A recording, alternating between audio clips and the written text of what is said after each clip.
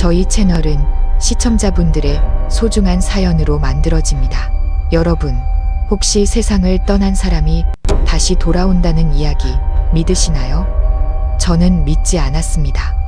적어도 오늘 밤 이 문을 열기 전까지는요. 남편이 세상을 떠난 지 2년, 매일 밤 12시 정각이면 어김없이 문을 두드리는 소리가 들려왔습니다. 오늘 저는 용기를 내어 문을 열었고 눈앞에 펼쳐진 광경에 그대로 얼어붙고 말았습니다. 제 이름은 박순자, 올해 환갑을 넘겼습니다. 사람들은 이 나이가 되면 자식들, 손주들에게 둘러싸여 편안한 노후를 보낸다고들 하죠. 하지만 저는 이 낡은 기와집에서 오롯이 외로움을 즐기고 있었습니다. 벌써 3년, 아니 정확히는 3년 2개월 하고도 나흘이 지났네요. 제 남편 김진우가 병상에서 마지막 숨을 거둔 그날 밤 이후로 이 집도 남편을 따라 죽어버린 것 같았습니다. 스산한 냉기는 날씨 탓이 아니었습니다. 텅 빈 집의 공허함이 문틈으로 스며들고 누렇게 바른 벽지에 달라붙어 제 살갗을 파고들다 못해 심장까지 시리게 만들었죠. 사람의 온기라는 게 참 중요하더군요. 온기가 사라지자 넓기만 하던 집은 광활하게 느껴졌고 너무 광활한 공간은 사람을 한없이 작고 초라하게 만들었습니다. 3년이 지나도 저는 여전히 1인분의 밥을 짓고 수저 한 벌을 놓고 밥그릇 하나를 설거지하는 일에 익숙해지지 않았습니다. 아들 녀석 민준이는 서울에서 번듯한 직장을 다니고 있습니다. 가끔 카카오톡 영상통화가 걸려오지만 작은 핸드폰 화면 속 아들의 얼굴은 눈을 가늘게 떠야 겨우 흐릿하게 보일 뿐입니다. 어머니, 건강은 괜찮으세요? 식사는 하셨고요. 약은 꼭 챙겨 드세요. 아들은 기계처럼 물었고 저도 기계처럼 대답했습니다. 응, 괜찮다. 밥 먹었고 약도 먹었어. 괜찮기는 뭐가 괜찮고 먹기는 뭘 먹는단 말입니까? 밤마다 잠 못 들고 뒤척이는데 건강할 리가 없고 밥알이 모래알처럼 씹히는데 넘어갈 리가 없죠. 남편이 살아있을 때 이 집은 참 달랐습니다. 의사였던 남편은 눈코 뜰 새 없이 바빴지만 집에만 오면 쉴 새 없이 제잘거렸죠. 어떤 날은 의사 말 안 듣고 음식을 가리지 않는 환자 흉을 받고 또 어떤 날은 위험했던 환자를 살려냈다며 어린아이처럼 자랑을 늘어놓았습니다. 남편은 마당에 나무 가꾸는 걸 좋아했어요. 처마 및 감나무도 남편이 직접 심은 겁니다. 순자 씨, 집에 돌아올 때마다 주렁주렁 열린 감을 보면 피로가 싹 가신다니까. 남편이 떠나자 감나무는 돌보는 이 없이 가지만 앙상하게 드러냈고 잎사귀들도 귀찮다는 듯 떨어져 나갔습니다. 저도 모든 게 귀찮아졌습니다. 말하는 것도 웃는 것도 심지어 사람답게 사는 것조차도요. 아침에 일어나 차 한 잔을 우려 마당 캔마루에 앉아 있는 게 유일한 낙이었습니다. 이른 아침 햇살은 몸을 덮이기엔 역부족이었죠. 저는 그저 골목 어귀를 바라보며 누군가 지나가기를, 그래서 눈인사라도 한번 나눌 수 있기를 바랐습니다. 하지만 이 골목은 너무나 한적했습니다. 젊은 사람들은 일하러 떠났고 노인들은 아프거나 손주들을 돌보느라 바빴죠. 저만 시간이 남아도는 사람이었습니다. 제 하루는 집안을 쓸고 닦는 일, 특히 남편의 사진이 노인 탁자를 닦는 일로 채워졌습니다. 저는 매일 남편의 사진을 닦았습니다. 액자 테두리가 닳아 없어질 정도로요. 향을 피우고는 혼잣말을 했습니다. 여보, 오늘 바람이 차네요. 허리가 또 쑤시기 시작했어요. 당신이 살아있었다면 당장 찜질팩을 데워주고 기름을 발라줬을 텐데 혼자 말하다가 혼자 울었습니다. 늙은이의 눈물은 짜고 썼습니다. 흐른 눈물은 결국 제 손으로 닦아낼 수밖에 없었죠. 밤은 가장 두려운 시간이었습니다. 귀뚜라미 우는 소리, 지붕 위를 쏘다니는 쥐 소리, 한밤중 마룻바닥이 삐걱거리는 소리. 모든 소음이 짙은 정적 속에서 몇 배는 더 크게 들렸습니다. 저는 두꺼운 소미불을 끌어안고 억지로 잠을 청했습니다.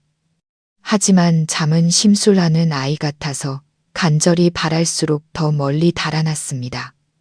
남편이 보고 싶었습니다. 잠들 때면 늘 제 가슴에 팔을 얹던 남편의 버릇이 그리웠습니다. 젊었을 땐 귀찮다고 밀어내기 바빴는데 이제는 그 묵직함이 사무치게 그리웠습니다. 남편의 고른 숨소리가 그 어떤 자장가보다 좋았다는 걸 이제야 알았습니다. 남편은 떠나면서 집안의 모든 온기와 소리를 함께 가져가 버렸습니다. 제게 남은 건 짙은 어둠과 손에 잡힐 듯 진한 외로움뿐이었죠. 사람들은 시간이 모든 걸 해결해 준다고 말했지만 제게 시간은 그리움을 더 깊게, 외로움을 더 길게 만들 뿐이었습니다. 그렇게 제 집에서 유령처럼 살아가던 저에게 3개월 전부터 이상한 일이 시작되었습니다. 뼛속까지 시린 초겨울 비가 내리던 밤이었습니다. 저는 일찌감치 이불 속에 몸을 말고 누웠지만 지독한 허리 통증 때문에 잠을 이룰 수가 없었습니다. 그저 빗방울이 처마를 때리는 소리, 바람이 문틈을 비집고 들어오는 소리를 들으며 누워 있었죠. 남편이 벼룩시장에서 사온 낡은 괴종 시계를 흘깃 보았습니다. 시계는 여전히 가고 있었지만 시간은 맞지 않았습니다. 고쳐놓기도 귀찮아서 그냥 내버려 뒀죠. 그렇게 누워 있는데 갑자기 시계가 종을 쳤습니다. 탱, 저는 깜짝 놀랐습니다. 시간을 맞추지도 않았는데 왜 울리는 걸까? 마치 긴 잠에서 깨어난 것처럼 단 한 번 맑게 울렸습니다. 눈을 비비고 시답바늘을 보았습니다. 이상하게도 짧은 바늘과 긴 바늘 모두 정확히 10일을 가리키고 있었습니다. 밤 12시, 아마 제가 깜빡 잠들었을 때 누군가 들어와서 고쳐놓고 갔나 봅니다. 제 어처구니 없는 생각에 실소가 터져 나왔습니다. 문을 다 잠그고 있는데 누가 들어온단 말입까? 그냥 고장나서 멋대로 울렸겠지요. 다시 눈을 감으려던 바로 그 순간이었습니다. 똑, 똑, 똑, 심장이 ඈ는 것 같았습니다. 문을 두드리는 소리, 분명하고 단호한 3번의 노크 소리가 빗소리를 뚫고 정적을 갈랐습니다. 저는 숨을 죽였습니다. 온몸의 감각이 곤두섰습니다. 밤 12시에 홀로 사는 늙은 과부의 집 문을 두드리는 사람이 누굴까요? 머릿속에는 도둑이라는 2글자만 떠올랐습니다. 저는 늘 머리맡에 두는 지팡이를 급히 움켜쥐었습니다. 숨을 죽인 채 조심스럽게 문 쪽으로 다가갔습니다. 심장이 터질 것처럼 쿵쾅거렸습니다. 남편이 진작에 막았어야 했던 문에 뚫린 작은 구멍으로 밖을 내다보았습니다. 비 내리는 밤은 칠흑같이 어두웠고 아무것도 보이지 않았습니다. 저는 5분, 10분 그 자리에서 기다렸지만 더 이상 아무 소리도 들리지 않았습니다. 내가 잘못 들었나? 빗소리가 저렇게 큰데. 하지만 똑, 똑, 똑 소리는 달랐습니다. 주먹으로 나무 문을 두드리는 둔탁하고 분명한 소리였습니다. 저는 문 앞에서 30분을 더 서성이다. 다리가 저려와서야 비틀거리며 침대로 돌아와 이불을 머리끝까지 뒤집었었습니다. 그날 밤 저는 뜬 눈으로 밤을 새웠습니다. 술 취한 사람이 집을 착각했거나 동네 아이들이 장난을 쳤을 거라고 생각했습니다. 하지만 다음 날 밤 괴종시계가 댕하고 12시를 알리자 어김없이 똑, 똑, 똑 3번의 노크 소리가 들려왔습니다. 더도 말고 덜도 말고 정확히 3번. 그날은 비도 오지 않아 노크 소리는 더욱 선명했습니다. 저는 또다시 지팡이를 들고 문구멍으로 밖을 내다보았지만 역시 아무것도 보이지 않았습니다.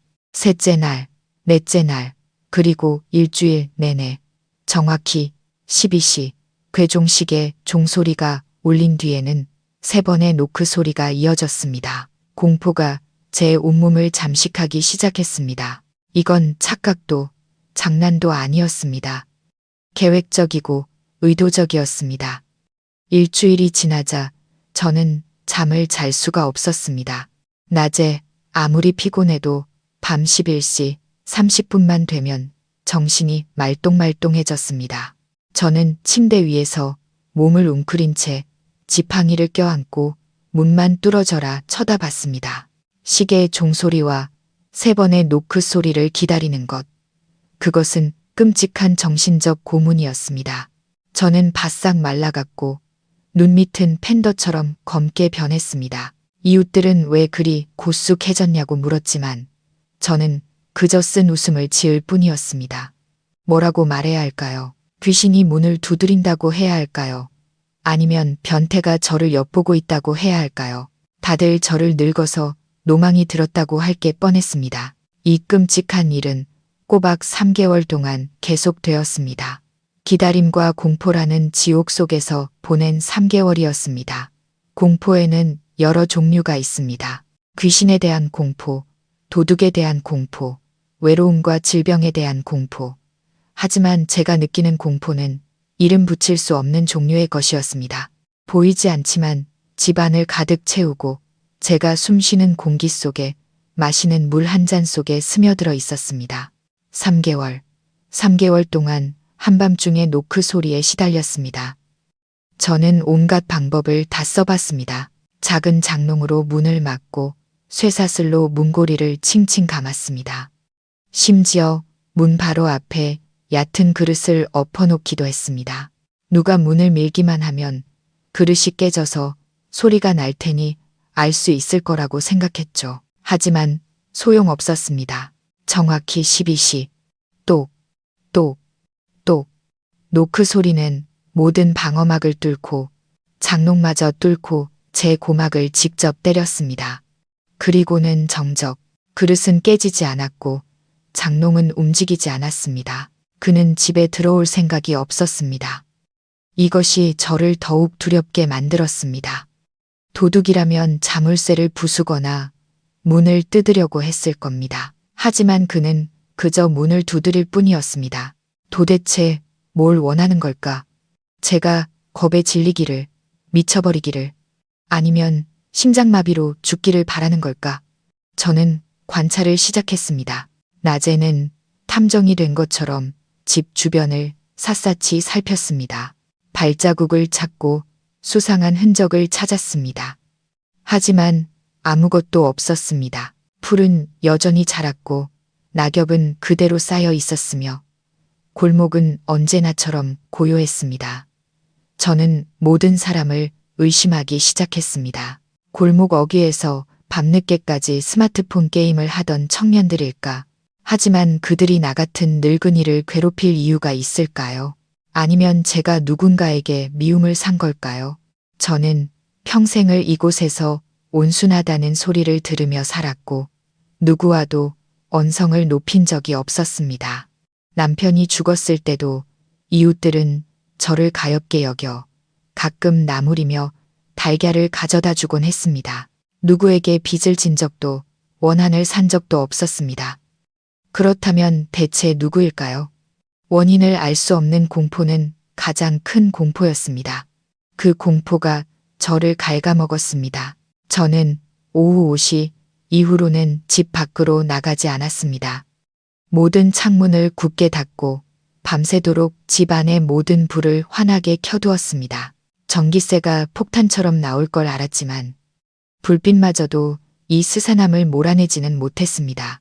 불빛은 벽에 비친 제 그림자를 더욱 외롭고 기괴하게 만들 뿐이었습니다. 몸무게가 5kg이나 줄어 옷이 헐렁해졌습니다. 거울 속에 비친 제 모습은 낯설기만 했습니다. 취한 눈, 헝클어진 머리, 잠을 못 자, 빗발이 선, 하얀 눈동자. 경찰에 신고할까 생각도 했지만 뭐라고 말해야 할까요? 경찰, 아저씨, 3개월 동안 매일 밤 12시에 누가 우리 집 문을 두드려요. 그들은 분명 저를 비웃을 겁니다. 할머니, 걱정 마시고 주무세요. 아무 일도 아닐 겁니다. 제 아들 민준이가 했던 말과 똑같이 말하겠죠. 저는 벼랑 끝에 몰린 기분이었습니다. 보이지 않는 공포와 함께 제 집에 갇혀버린 겁니다. 어느 날 밤 저는 참지 못하고 3번의 노크 소리가 끝난 뒤 지팡이로 침대 틀을 마구 내리쳤습니다. 누구야? 거기 누구냐고. 원하는 게 뭐야? 차라리 날 죽여. 더 이상 괴롭히지 마. 제 고함 소리는 어둠 속에서 공허하게 울려 퍼졌습니다. 대답은 없었습니다. 그는 언제나처럼 3번 문을 두드리고 떠났고 저만 홀로 남아 극심한 공포와 분노, 무력감에 몸을 떨어야 했습니다. 뜬 눈으로 밤을 새우고 눈물이 마를 때까지 운 뒤 저는 민준이에게 전화하기로 결심했습니다. 그 아이는 제 아들이고 지금 제가 의지할 수 있는 유일한 사람이었습니다. 바쁘다는 것도 멀리 있다는 것도 알았지만 더 이상은 견딜 수가 없었습니다. 저를 믿어줄 사람이 필요했습니다. 전화를 걸자 한참 만에 손녀가 받았습니다. 할머니, 안녕하세요. 아이의 목소리는 명랑했습니다. 응, 우리 애기, 아빠 있니? 할미 아빠랑 통화 좀 할 수 있을까? 아이는 입을 삐죽이며 말했습니다. 아빠 지금 회의 중이세요. 저녁에 다시 전화 드린대요. 전화를 끊자 마음이 무겁게 가라앉았습니다. 바쁘다. 언제나 바쁘다. 서울이라는 도시가 얼마나 삭막하고 사람을 몰아세우는지 이해했습니다. 하지만 저는 정말로 무서웠습니다. 저녁이 될 때까지 기다렸다가 저녁을 먹고 나서야 다시 전화를 걸었습니다. 이번에는 민준이가 받았지만 목소리는 몹시 피곤해 보였고 주변에서는 차 소리가 시끄럽게 들려왔습니다. 여보세요, 어머니. 식사는 하셨어요? 무슨 일 있으세요? 아들의 목소리는 서두르는 기색이 역력했습니다. 저는 심호흡을 하며 울음을 참으려 애썼습니다. 민준아, 어머니, 왜 그러세요? 또 허리 아프세요? 약 떨어졌으면 내일 보내드릴게요. 아니, 그게 아니고, 민준아, 엄마가 너무 무서워. 민준이의 목소리가 조금 심각해졌습니다. 무섭다니요. 무슨 일인데요? 제대로 말씀해 보세요. 저는 물에 빠진 사람이 지푸라기라도 잡는 심정으로 모든 것을 털어놓았습니다. 지난 3개월 동안 밤 12시마다 들려온 3번의 노크 소리에 대해 잠을 못 자고 몸무게가 줄어든 것에 대해 흐느끼며 이야기했습니다. 아들이 제발 알아주기를 바라면서요. 하지만 수화기 너머의 아들은 한동안 말이 없다가 길게 한숨을 쉬었습니다. 전화기를 뚫고 들려오는 그 한숨 소리에 가슴이 철렁했습니다. 어머니, 참, 저는 또 무슨 큰일이라고. 가슴이 꽉 막히는 것 같았습니다. 너, 엄마 말 못 믿는 거니? 못 믿는 게 아니고요, 어머니. 제 말 좀 들어보세요. 혼자 계시니까 자꾸 이상한 생각만 하시는 거예요. 우리 집 얼마나 튼튼해요. 담도 높고 문도 튼튼한데 누가 들어오겠어요. 아마 잘못 들으셨을 거예요. 바람에 나뭇가지가 창문에 부딪히거나 쥐가 지나가면서 긁는 소리일 수도 있고요. 밤 12시에 할 일 없이 3개월 동안이나 어머니 집 문을 두드릴 사람이 어디 있겠어요. 아니야, 바람 소리가 아니었어. 똑, 똑, 똑, 분명히 손으로 두드리는 소리였다고. 아주 선명했단 말이다. 저는 전화기에 대고 소리쳤습니다. 아들은 또 한숨을 쉬었습니다. 어머니, 연세가 드시면 귀도 잘 안 들리고 헛것을 보실 수도 있어요. 아니면 그 집 파시고 그냥 서울로 올라오세요. 제가 몇 번을 말씀드렸어요. 저희 집이 좀 좁긴 해도 아들이랑 손주랑 같이 살면 외롭지도 않고 그런 헛생각도 안 하실 거 아니에요. 또 그 소리였습니다. 집 팔고 서울로 올라오라는 말, 저는 귀에 못이 박히도록 들었습니다. 저는 핸드폰을 꽉 쥐었습니다. 어디도 안 가. 여긴 내 아버지랑 내가 살던 집이고 내 아버지가 돌아가신 곳이야. 네가 엄마를 못 믿겠으면 그만둬. 걱정할 필요 없어. 나 혼자 알아서 할 테니. 어머니, 왜 그렇게 고집을 부리세요? 걱정되니까 드리는 말씀이잖아요. 혼자 계시다가 무슨 일이라도 나면 어쩌려고. 나 지금 운전 중이라서 저녁에 다시 전화 드릴게요. 문단속 잘 하시고요. 튼튼한 자물쇠도 몇 개 더 사서 다세요. 네. 아들은 전화를 끊었습니다. 뚜 길게 이어지는 신호음이 제 절망감처럼 느껴졌습니다. 아들은 저를 믿지 않았습니다. 제 아들조차도 제가 노망이 들어 헛것을 본다고 생각했습니다. 제가 헛소리를 한다고 생각했습니다. 저는 핸드폰을 침대 위로 내던졌습니다. 눈물이 비 오듯 흘렀습니다. 얼마나 기대했는지 모릅니다. 아들이 어머니, 제가 믿어요. 내일 바로 내려갈게요라고 말해주기만 한다면 모든 공포가 사라질 거라고 생각했습니다. 하지만 아들은 너무 멀리 있었습니다. 물리적인 거리뿐만 아니라 마음의 거리도 너무나 멀었습니다. 이제 저는 깨달았습니다. 저는 완벽하게 혼자였습니다. 이 세상 그 누구도 믿어주지 않는 공포와 함께 이 집에 갇혀버린 겁니다. 민준이와의 통화 이후 저는 깊은 절망의 나락으로 떨어졌습니다. 하지만 사람은 벼랑 끝에 몰리면 오히려 무모한 용기가 생기는 법입니다. 이렇게 계속 살 수는 없었습니다. 아들이 나를 믿지 않는다면 내 스스로 진실을 밝혀내야 했습니다. 제 안의 공포는 서서히 분노로 변해갔습니다. 대체 어떤 놈이 감히 나에게 이런 짓을 하는가? 저는 이웃관계를 다시 한번 샅샅이 훑어보기 시작했습니다. 이 골목에서 가장 가능성이 있는 사람.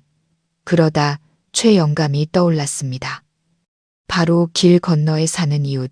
최영감은 유별나게 까다롭기로 소문난 사람이었습니다. 아내가 일찍 죽고 자식들도 모두 서울로 떠나 혼자 살고 있었죠. 제가 최영감을 의심하게 된 데는 몇 가지 이유가 있었습니다. 우선 그는 어딘가 정상이 아닌 것처럼 보였습니다. 혼잣말을 중얼거리기 일쑤였고 특히 소음에 병적으로 민감했습니다. 남편이 살아있을 때 두 사람은 크게 다툰 적이 있었습니다. 우리 집 감나무에서 떨어진 낙엽이 최영감네 마당으로 날아갔다는 이유에서였죠. 남편은 허허 웃으며 아이고 최 어르신, 낙엽 떨어지는 게 하늘의 이치인데 뭘 그런 걸 가지고 그러십니까? 하고 넘기려 했지만 최영감은 얼굴을 불그락부르락하며 쏘아 붙였습니다. 뭘 그런 걸 가지고 그러냐니. 내가 매일 아침마다 당신 집 낙엽 치우느라 얼마나 힘든 줄 알아. 또 다른 이유는 최영감이 밤늦게까지 잠을 자지 않는다는 것이었습니다. 허리가 아파 잠 못 이루던 어느 새벽 창밖을 보니 1시가 넘은 시간에도 최영감네 집에는 불이 켜져 있었습니다. 까다로운 성격에 밤늦게까지 깨어있고 혼자 살면서 우리 집의 앙심까지 품고 있는 노인, 충분히 가능성이 있었습니다. 어쩌면 그는 나를 미워하고 우리 집 감나무를 미워하고 나의 존재 자체를 미워하는 건지도 모릅니다. 틀림없이 저 늙은이야. 저는 스스로 결론을 내렸습니다. 의심은 확신으로 변했습니다. 직접 가서 따져야 했습니다. 밤 12시까지 기다릴 수 없었습니다. 당장 해야 했습니다. 다음 날 아침 최영감이 마당에서 빗자루질을 하고 있는 것이 보였습니다. 저는 심호흡을 하고 용기를 내어 대문을 열고 건너갔습니다. 저는 최대한 침착한 목소리로 말했습니다. 어르신, 드릴 말씀이 있습니다. 최영감은 무뚝뚝한 얼굴을 들어 저를 쳐다봤지만 손에 든 빗자루는 멈추지 않았습니다. 무슨 일이오? 이른 아침부터. 요즘 밤에 혹시 이상한 소리 못 들으셨어요? 최영감은 미간을 찌푸렸습니다. 이상한 소리라니. 무슨 소리? 똑바로 말하시오. 나 늙어서 수수께끼 노름할 기운 없소. 그의 거만한 태도에 울화가 치밀었습니다. 저는 단도직입적으로 말했습니다. 어르신께 묻겠습니다. 매일 밤 12시에 우리 집 문 두드리는 게 어르신 맞으시죠? 최영감의 손에 들린 빗자루가 멈췄습니다. 그는 저를 빤히 쳐다보더니 눈을 동그랗게 떴습니다. 박씨, 지금 뭐라고 했소? 다시 한번 말해보시오. 제가 말했잖아요. 3개월 동안 매일 밤 12시만 되면 우리 집 문을 똑똑똑. 3번씩 두드리는 게 어르신 아니냐고요. 저는 한 글자 한 글자 힘주어 말했습니다. 최 영감의 얼굴은 하얗게 질렸다가 불그락푸르락해지더니 나중에는 검붉게 변했습니다. 그는 두려움이 아닌 분노로 온몸을 부들부들 떨었습니다. 그는 빗자루를 땅에 내팽개쳤습니다. 당신이 감히 그런 말을 해? 박씨, 당신 늙어서 노망이 들었소? 어떻게 그런 막말을 할 수가 있소? 그는 침을 튀기며 소리쳤습니다. 내가 어떤 사람인 줄 알고, 내가 그렇게 할 일이 없어서 밤중에 과부진문이나 두드리고 다니는 사람으로 보여? 당신 집에 뭐 훔쳐갈 게 있다고. 아니면 내가 당신을 흑심이라도 품었다는 거요. 마지막 말은 거의 절규에 가까웠습니다. 동네 사람들이 하나둘씩 고개를 내밀고 쳐다보기 시작했습니다. 저는 창피하고 두려웠습니다. 그가 이렇게 격렬하게 반응할 줄은 몰랐습니다. 저는 그저 여쭤본 것뿐인데 여쭤보긴 뭘 여쭤봐. 당신은 날 모함하고 모욕했어. 당장 당신 집으로 꺼지시오. 최 영감은 제 얼굴에 대고 손가락질을 했습니다. 다시는 내 앞에 나타나지 마. 정신 나간 할망구 같으니라고. 저는 뒷걸음질 치다 우리 집 문턱에 걸려 넘어질 뻔했습니다. 저는 황급히 돌아서 집으로 도망치듯 들어가 대문을 쾅 닫았습니다. 심장이 미친 듯이 뛰었습니다. 문에 기댄 채 가쁜 숨을 몰아쉬었습니다. 내가 틀렸어. 저렇게 분노하고 모욕감에 떠는 모습을 보니 그가 아니었습니다. 그는 까다로울지는 몰라도 저렇게 뻔뻔하게 거짓말을 할 사람은 아니었습니다. 내가 무슨 짓을 한 거지? 내 의심을 확신으로 만들어 한 사람을 죄인으로 몰아세웠다. 이제 어떡하면 좋아? 나는 유일한 이웃을 적으로 만들어 버렸다. 저는 또 울었습니다. 스스로를 고립시키고 말았습니다. 공포는 여전했고 이제는 수치심과 모욕감까지 더해졌습니다. 최 영감과 다툰 뒤의 며칠은 최악이었습니다. 저는 대문 밖으로 나갈 엄두도 내지 못했습니다. 문 밖에서 작은 소리만 나도 최 영감이 쫓아와 욕을 퍼붓는 건 아닐까 싶어 깜짝깜짝 놀랐습니다. 하지만 그는 조용했습니다. 그 침묵이 더 무서웠습니다. 그는 저를 없는 사람 취급했습니다. 멀리서 저를 보면 고개를 통 돌려버렸습니다. 소문은 삽시간에 퍼져나갔습니다. 박씨 할머니 늙어서 노망이 들었나 봐. 최 영감한테 몹쓸 의심을 했다지 뭐야. 망상에 빠진 거야, 망상. 저는 다 들었습니다. 늙은이의 귀는 특히 자기 흉을 볼 때면 유난히 밝아집니다. 민준이에게서 전화가 왔습니다. 아들의 목소리는 짜증으로 가득 차 있었습니다. 어머니, 대체 무슨 짓을 하고 다니시는 거예요? 통장님한테 전화 왔어요. 최 영감님이랑 대판 싸우셨다면서요. 정말 창피해 죽겠어요. 저는 전화를 끊었습니다. 더 이상 할 말이 없었습니다. 저는 완벽하게 혼자가 되었습니다. 아들은 믿지 않고 이웃은 저를 미워했습니다. 저는 모든 사람들의 눈에 미친 할머니, 망상에 빠진 할머니가 되어 있었습니다. 그날 밤 저는 더 이상 노크 소리가 두렵지 않았습니다. 오히려 기다렸습니다. 마치 친구를 기다리는 것처럼. 적어도 그 소리만큼은 비록 공포스러운 방식일지라도 이 세상에서 유일하게 나에게 관심을 가져주는 존재였으니까요. 댕, 12시, 똑, 똑, 똑. 노크 소리는 여전히 규칙적이고 단호했지만 그날 밤 저는 무섭지 않았습니다. 헛웃음이 나왔습니다. 내가 지금 뭘 하고 있는 거지? 온 세상에 버림받은 미친 늙은이. 저는 일어나 남편의 사진이 놓인 탁자로 갔습니다. 향을 하나 피웠습니다. 흑백 사진 속 남편은 여전히 온화하게 웃고 있었습니다. 눈물이 다시 흘렀습니다. 여보, 보세요. 이제 아무도 날 믿지 않아요. 내 아들마저도 내가 미쳤다고 해요. 이웃들은 내가 망상에 빠졌다고 하고요. 여보, 내가 정말 미친 걸까요? 내가 정말 헛것을 듣는 걸까요? 저는 탁자에 머리를 박고 흐느꼈습니다. 당신이 살아있었다면 날 믿어줬을 텐데, 날 이렇게 혼자 두지 않았을 텐데. 여보, 어디 있어요? 와서 좀 보라고요. 저는 그렇게 중얼거렸습니다. 그때 제 머릿속에 번개처럼 한 가지 생각이 스쳐 지나갔습니다. 너무나 터무니없는 생각이라 눈물을 흘리면서도 웃음이 터져 나왔습니다. 혹시 당신이에요? 저는 사진을 뚫어져라 쳐다봤습니다. 당신이에요, 여보. 저는 고개를 저었습니다. 아니야. 말도 안 돼. 그는 죽었어. 내 손으로 그의 몸을 거두었고 내 손으로 그의 뼈가루를 바다에 뿌렸어. 그는 떠났어. 하지만 한 번 떠오른 생각은 좀처럼 저를 놓아주지 않았습니다. 왜 하필 밤 12시일까? 왜 하필 3번일까? 2번도 4번도 아니고. 그는 집에 들어오지 않고 문만 두드린다. 마치 자신이 왔다는 신호만 보내는 것처럼 심장이 다시 빠르게 뛰기 시작했습니다. 하지만 두려움 때문이 아니었습니다. 무언가 다른 희미하고 허황된 희망 때문이었습니다. 혹시 당신이 나를 차마 떠나지 못해서, 내가 너무 외로워 보여서 나를 보러 온 건 아닐까? 이것이 미신적인 생각이라는 걸 압니다. 민준이가 들었다면 당장 저를 이상한 사람 취급할 겁니다. 하지만 지금 이 순간 저는 잔인한 현실을 믿느니 차라리 미신을 믿고 싶었습니다.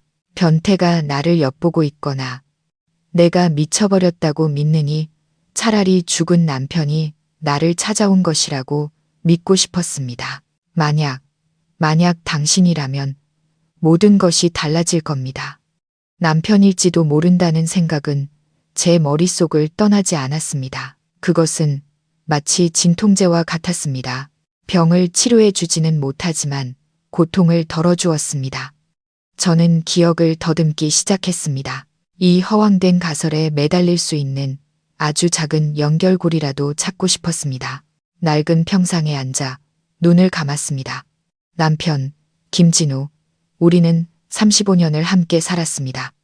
그는 의사였고 평생 남을 살렸지만 정작 자기 자신은 구하지 못했습니다. 그는 다정했지만 고집이 셌습니다. 그는 자신만의 서툰 방식으로 저를 사랑했습니다. 그리고 마치 느린 영화의 한 장면처럼 기억이 선명하게 떠올랐습니다. 우리가 막 결혼해서 낡은 사택에 살던 시절이었습니다. 남편은 그때 막 인턴을 시작해서 당직이 잦았습니다. 매일 밤늦게 들어왔죠. 그때 사택문은 자물쇠가 자주 고장났고 남편은 열쇠를 깜빡하기 일쑤였습니다. 저는 늘 남편에게 말했습니다. 여보, 늦게 들어올 때 문 쾅쾅 두드리지 마세요. 이웃들, 잠 깨요. 그냥 살살 두드리면 내가 알아요. 하지만 남편은 성격이 급했습니다. 매번 집에 올 때마다 문을 쾅쾅 두드렸고 저는 화가 나서 남편에게 소리쳤습니다. 당신 의사 맞아요. 막노동꾼이에요. 문 부서지겠네. 남편은 머리를 극적이며 해해 웃었습니다. 미안. 너무 급해서. 빨리 당신 얼굴 보고 싶어서 그랬지. 그날 이후 우리는 약속을 했습니다. 앞으로는 집에 오면 똑 3번만 두드려요. 가볍지만 분명하게. 그럼 내가 알아들을게요. 남편은 고개를 끄덕였습니다. 3번의 노크는 우리만의 암호가 되었습니다. 그리고 그건 30년이 넘는 세월 동안 우리의 습관이 되었습니다. 나중에 우리 집을 짓고 각자 열쇠를 갖게 된 후에도 그 습관은 변하지 않았습니다. 남편은 늦게 들어오는 날이면 열쇠가 있어도 꼭 밖에서 문을 두드렸습니다. 똑, 더도 말고 덜도 말고 3번. 그러면 저는 아무리 깊이 잠들었어도 기계처럼 벌떡 일어났습니다. 남편이 돌아왔다는 걸 알았으니까요. 여보, 나왔어.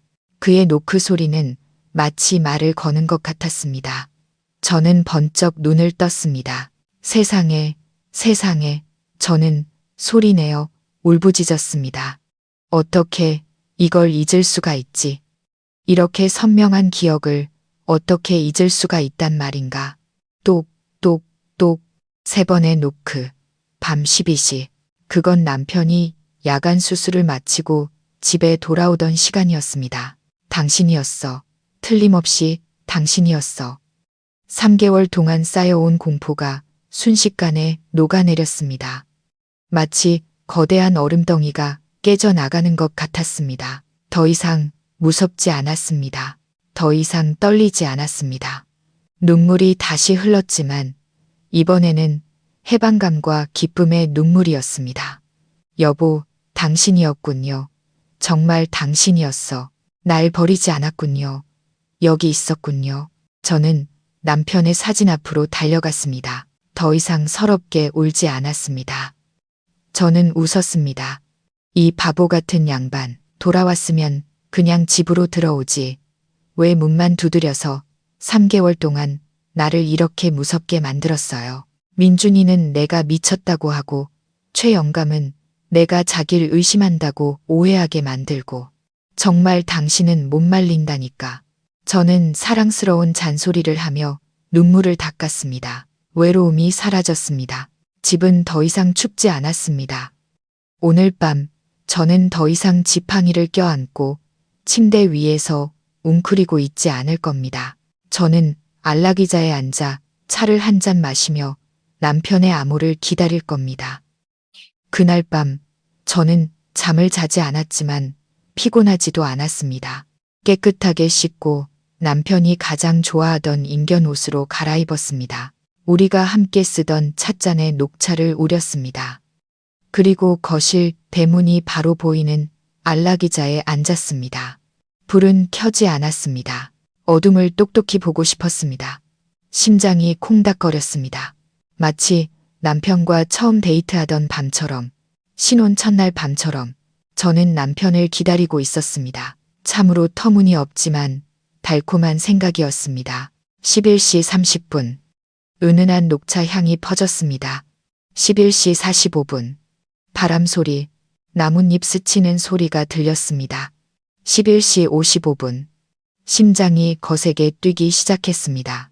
그리고 댕, 괴종시계가 12시를 알렸습니다.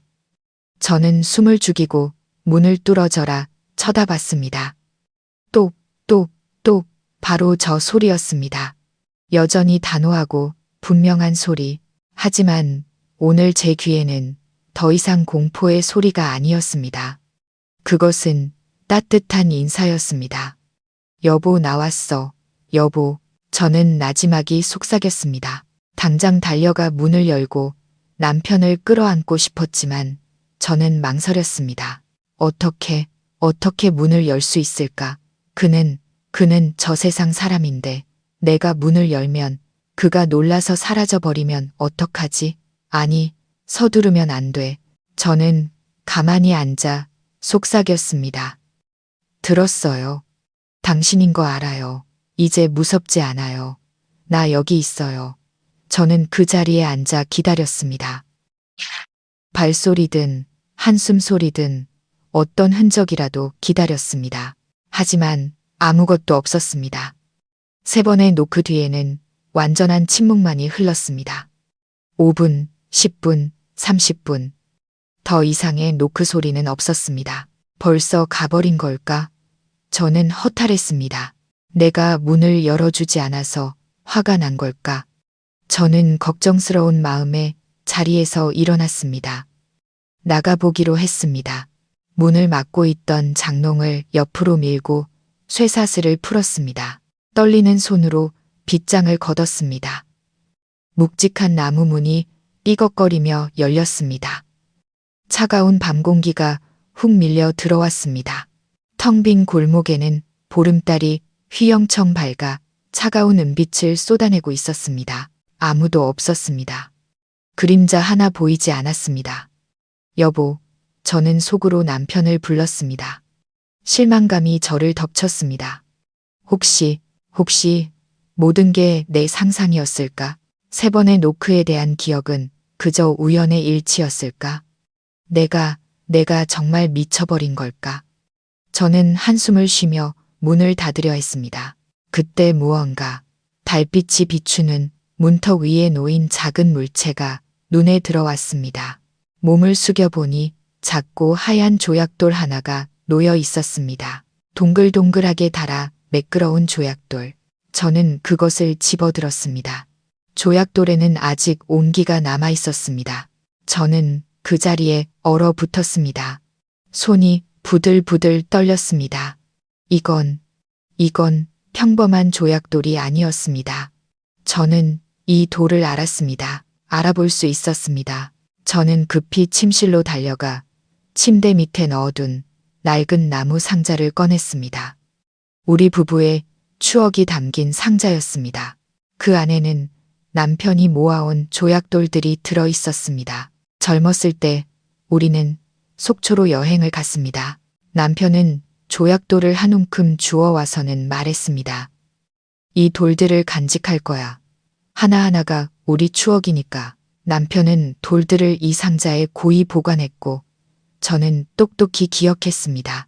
이 돌과 똑같이 생긴 하얀 조약돌이 하나 있었는데 그걸 잃어버렸다는 것을. 남편은 한참 동안 그 돌을 찾았습니다. 어디다 뒀더라. 내 가장 예쁜 조약돌인데. 저는 손에 든 조약돌을 보았습니다. 바로 그 돌이었습니다. 잃어버렸던 조약돌이 돌아왔습니다. 저는 아이처럼 엉엉 울었습니다. 상상이 아니었어.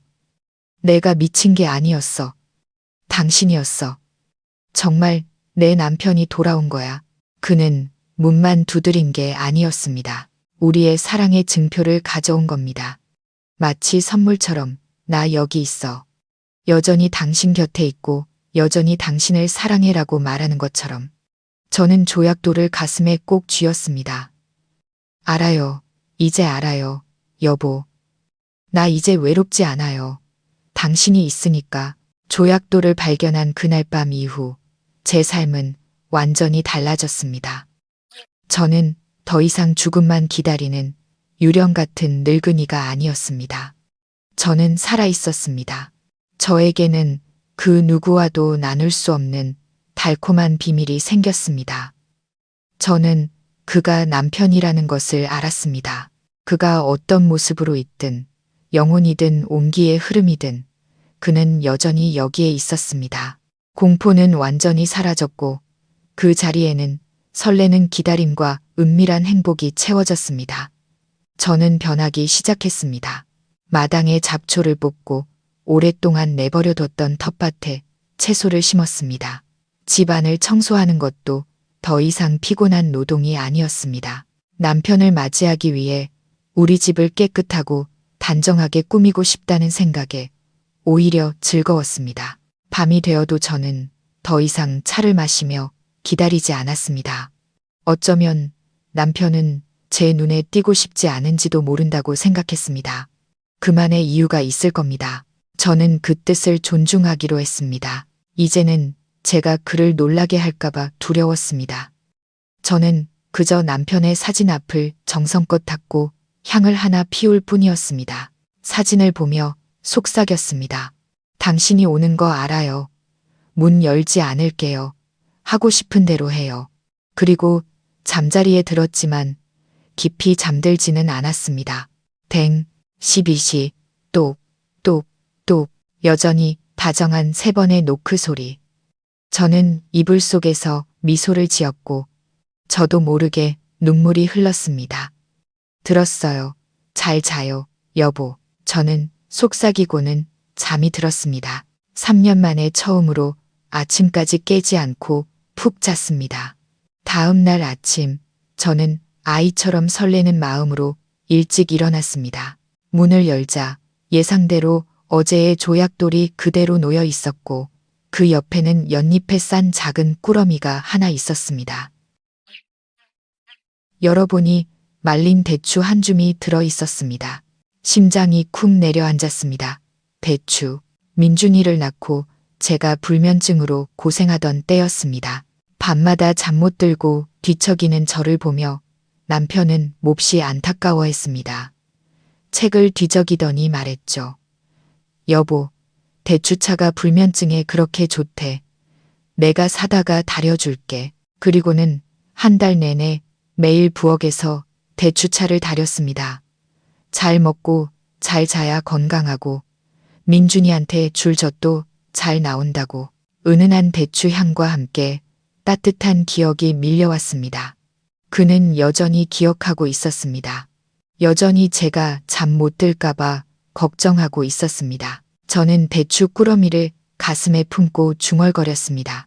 그 다음날 밤에도 똑똑똑 소리가 들렸고 아침에는 샛노란 제주 감귤 하나가 놓여 있었습니다. 저는 또 한 번 놀랐습니다. 한동안 제가 지독한 기침으로 고생한 적이 있었습니다. 남편은 당직을 마치고 돌아와 기침하는 저를 보더니 아무 말 없이 다음날 아침 감귤 한 봉지를 사왔습니다. 이거 비타민C가 많대. 즙 내서 마셔봐. 따뜻하게 데워서 마시면 목에 좋아.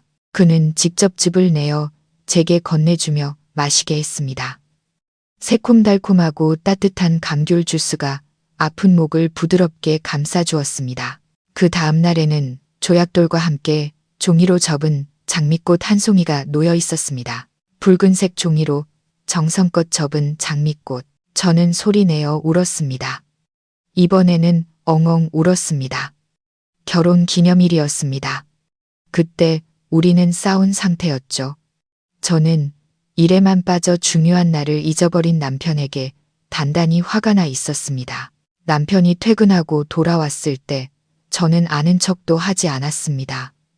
남편은 조용히 방으로 들어갔다가 잠시 후 종이 장미 한 송이를 들고 나왔습니다. 그는 해해 웃으며 말했습니다. 내가 잘못했어. 인턴 월급으로는 진짜 꽃을 살 수가 없네. 대신 절대 시들지 않는 이 장미를 받아줘. 저는 그만 웃음이 터져 화가 풀리고 말았습니다.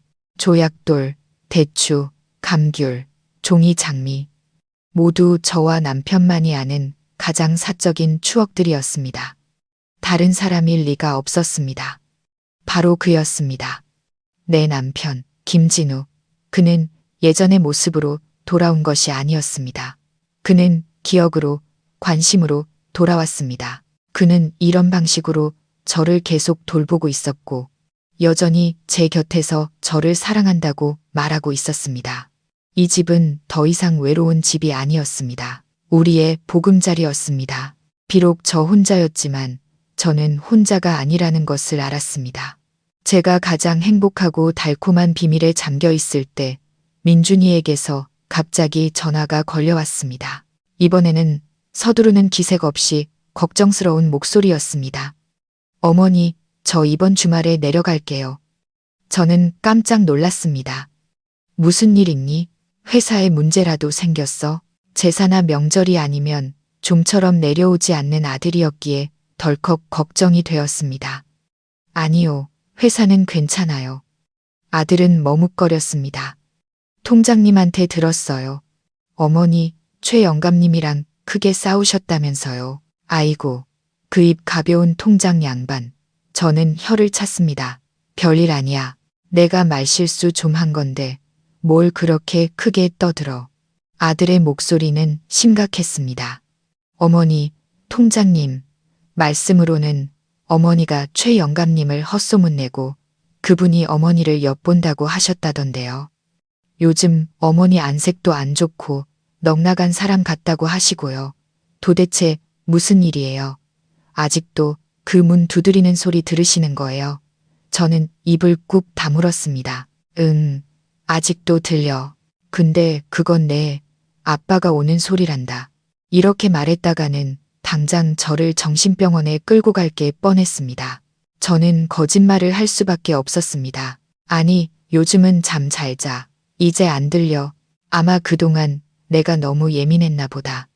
최 영감님하고는 오해가 좀 있었어. 너 일부러 내려올 필요 없어.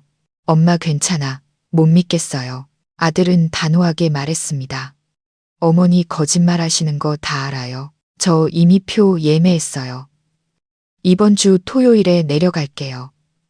어머니가 어떤지 제 눈으로 직접 봐야겠어요. 그리고 최신형 CCTV도 샀어요. 예전 건 고장 났더라고요. 내려가서 설치해 드릴게요. 대체 누가 어머니를 괴롭히는지 봐야겠어요. 잡히기만 해봐. 아주 그냥.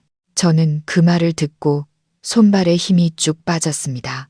아들이 온다고, 하필 지금 CCTV를 가지고 온다고. 세상에, 아들이 CCTV를 설치하면 남편이 어떻게 돌아오겠습니까? 그걸 보고 놀라서, 무서워서 영영 가버릴지도 모릅니다. 저는 당황해서 소리쳤습니다. 아니 민준아, 설치하지 마. 우리 집에 그런 거 필요 없어. 엄마는 싫어. 어머니가 그렇게 말씀하실수록 더 이상해요. 싫다고 하셔도 설치할 거예요. 어머니 안전이 먼저예요. 토요일에 내려갈 테니 더 이상 말씀 마세요. 아들은 전화를 끊었습니다. 저는 망연자실한 채 주저앉았습니다.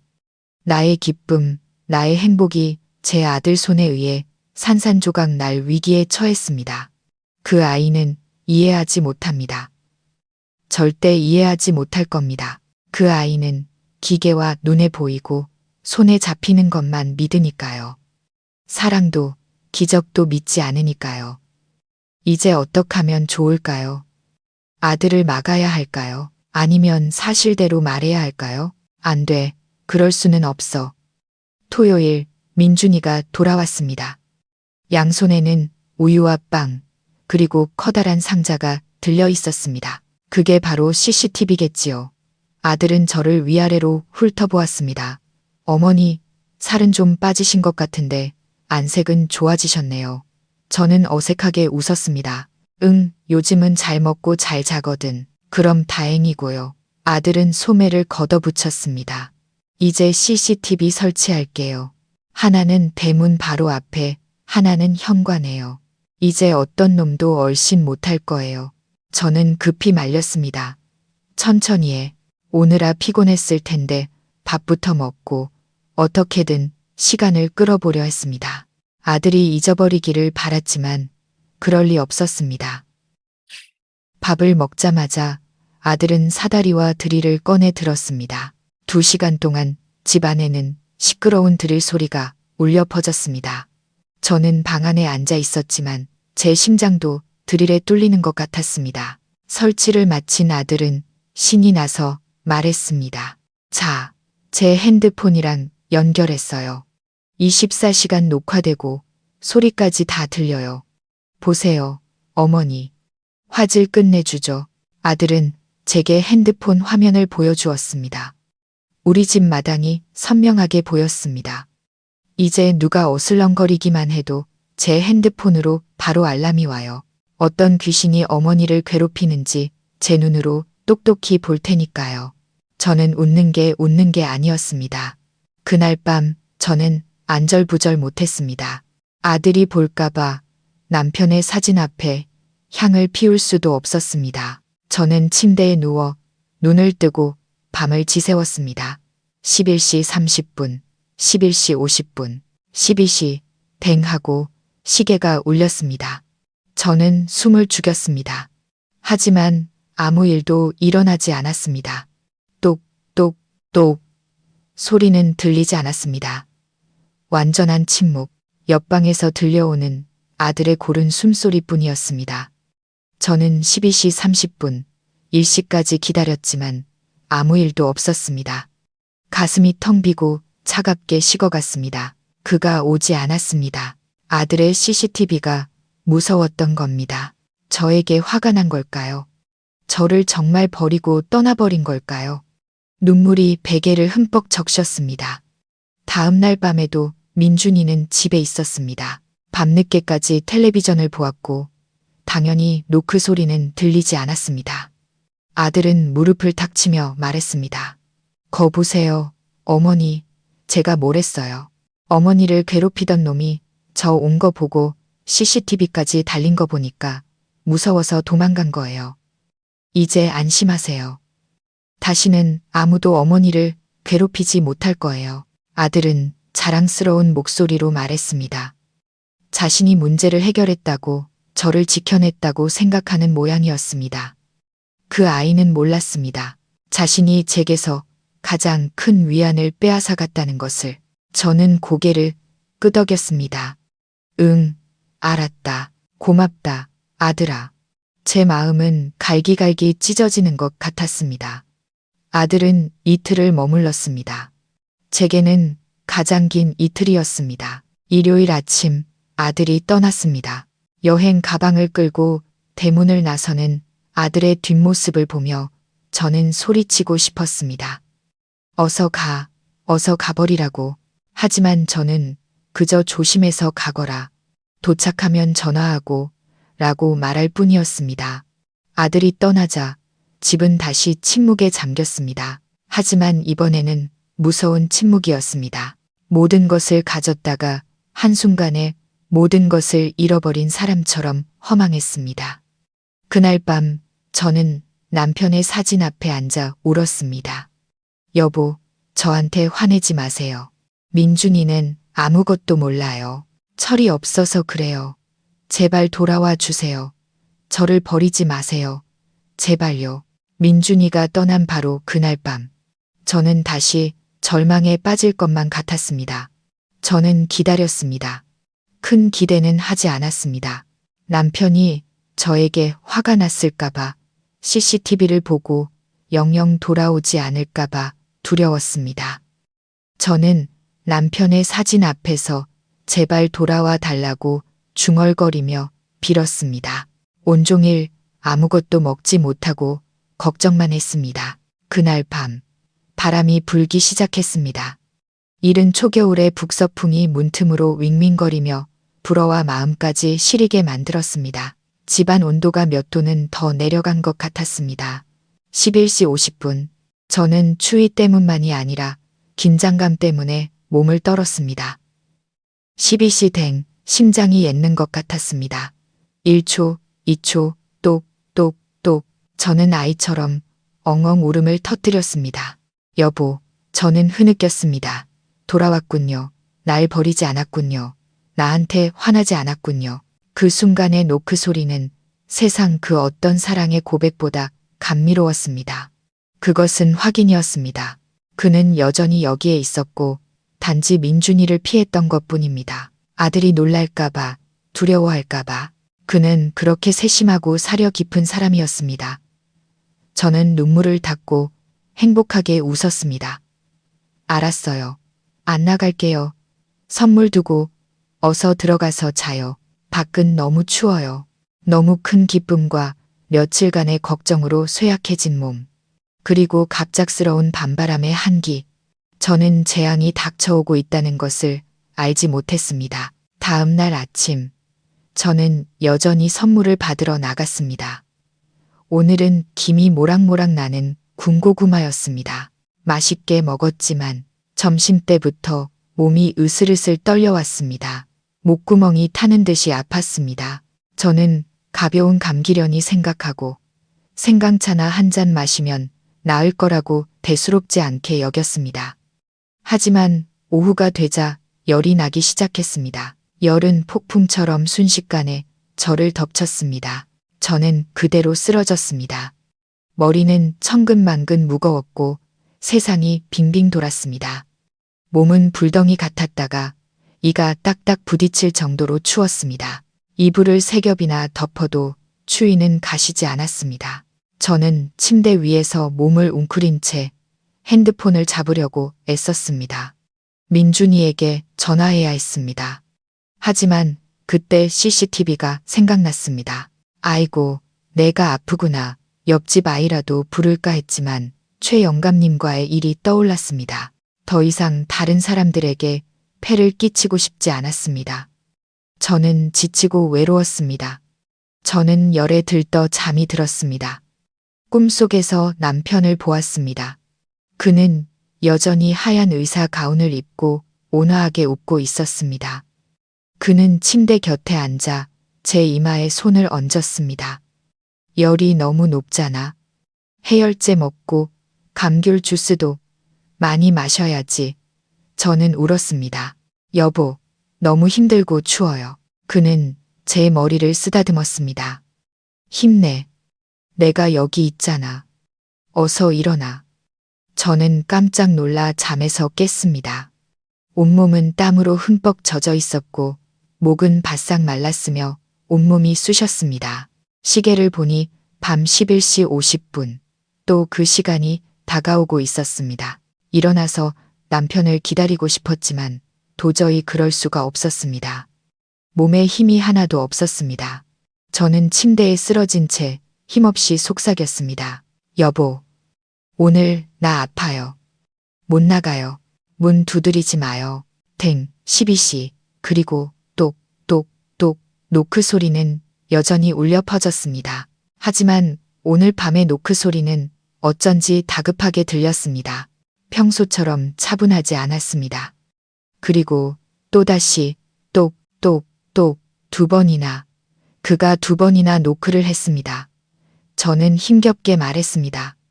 나 여기 있어요. 아파요. 똑, 똑, 똑. 3번째 노크 소리는 더욱 크고 다급하게 마치 재촉하듯이 걱정하듯이 들렸습니다. 저는 겁이 났습니다. 여보, 왜 그래요? 저는 기어가다시피 했습니다.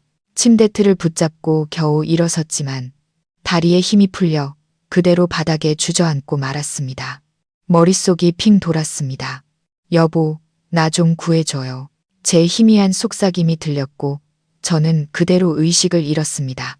모든 것이 어둠 속으로 가라앉았습니다. 얼마나 정신을 잃었는지 모릅니다.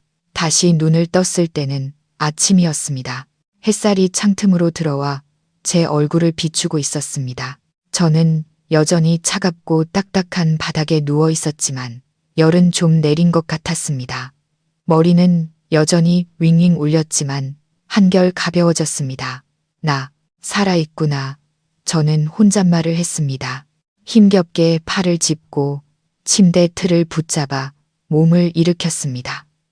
온몸이 쑤셨지만 위기는 넘겼다는 것을 알 수 있었습니다. 침대에 겨우 걸터 앉았습니다. 어젯밤 무슨 일이 있었던 걸까?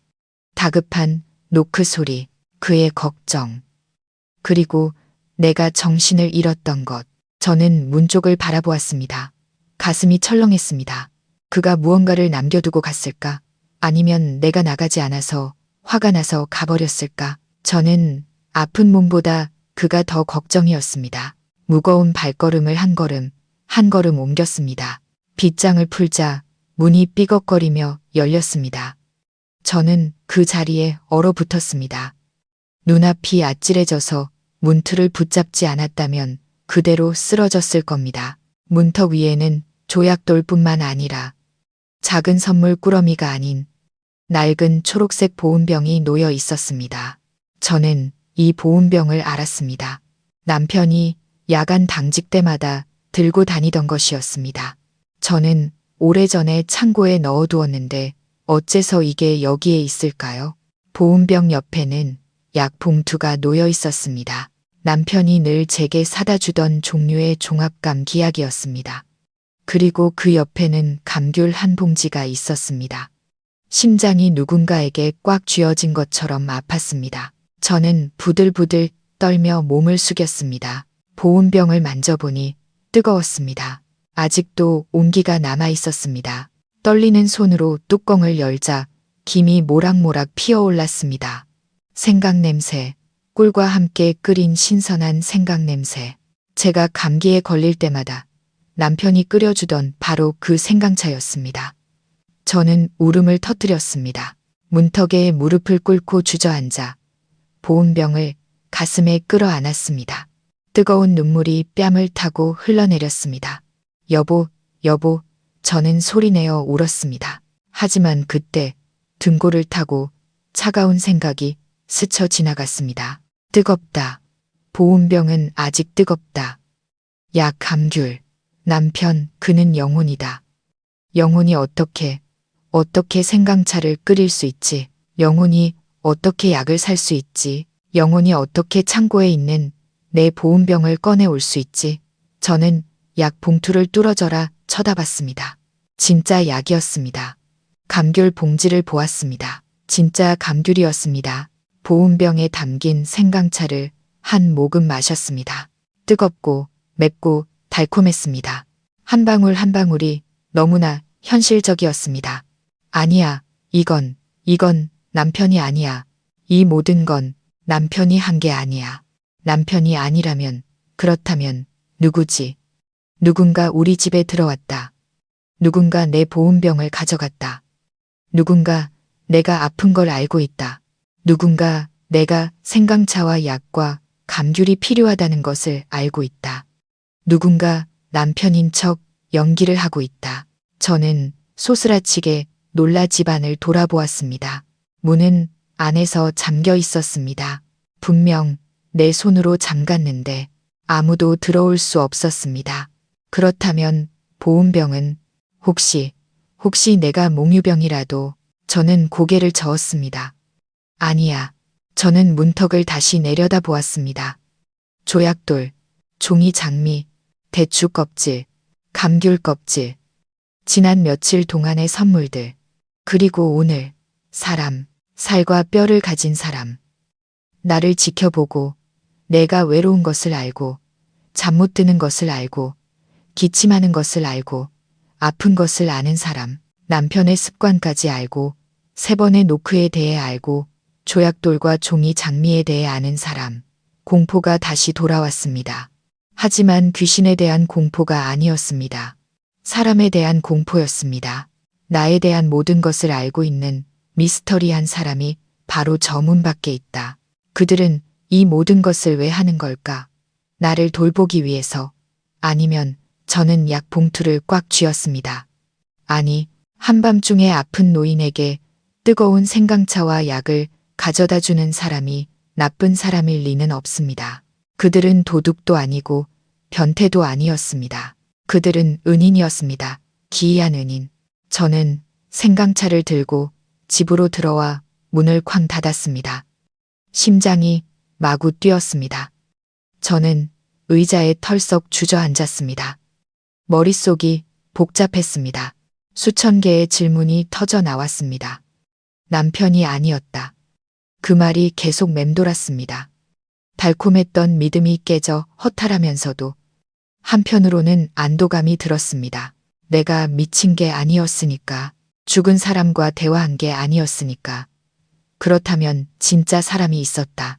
3개월이 넘는 시간 동안 매일 밤 12시면 어김없이 문을 두드렸던 끈기 있는 사람. 나를 겁주기 위해서가 아니었다. 처음에는 무서웠을지 몰라도 그 이후의 선물들, 대추, 감귤, 꽃, 그리고 이제는 약과 생강차까지. 그들은 나를 돌보고 있었다. 남편의 기억을 이용해서 나를 돌보고 있었다. 하지만 왜 그들은 누구일까? 어떻게 그 사적인 이야기들을 알고 있는 걸까? 종이 장미 이야기는 맹세컨대 남편과 나만 아는 이야기였다. 3번의 노크도 우리만의 암호였는데 어떻게 그걸 알았을까? 저는 약을 먹고 생강차를 모두 마셨습니다. 몸이 따뜻해졌고 기운이 돌아오는 것 같았습니다. 이 지독한 감기에서 벗어날 수 있었던 건 바로 저 문 밖의 미스터리한 사람 덕분이었습니다.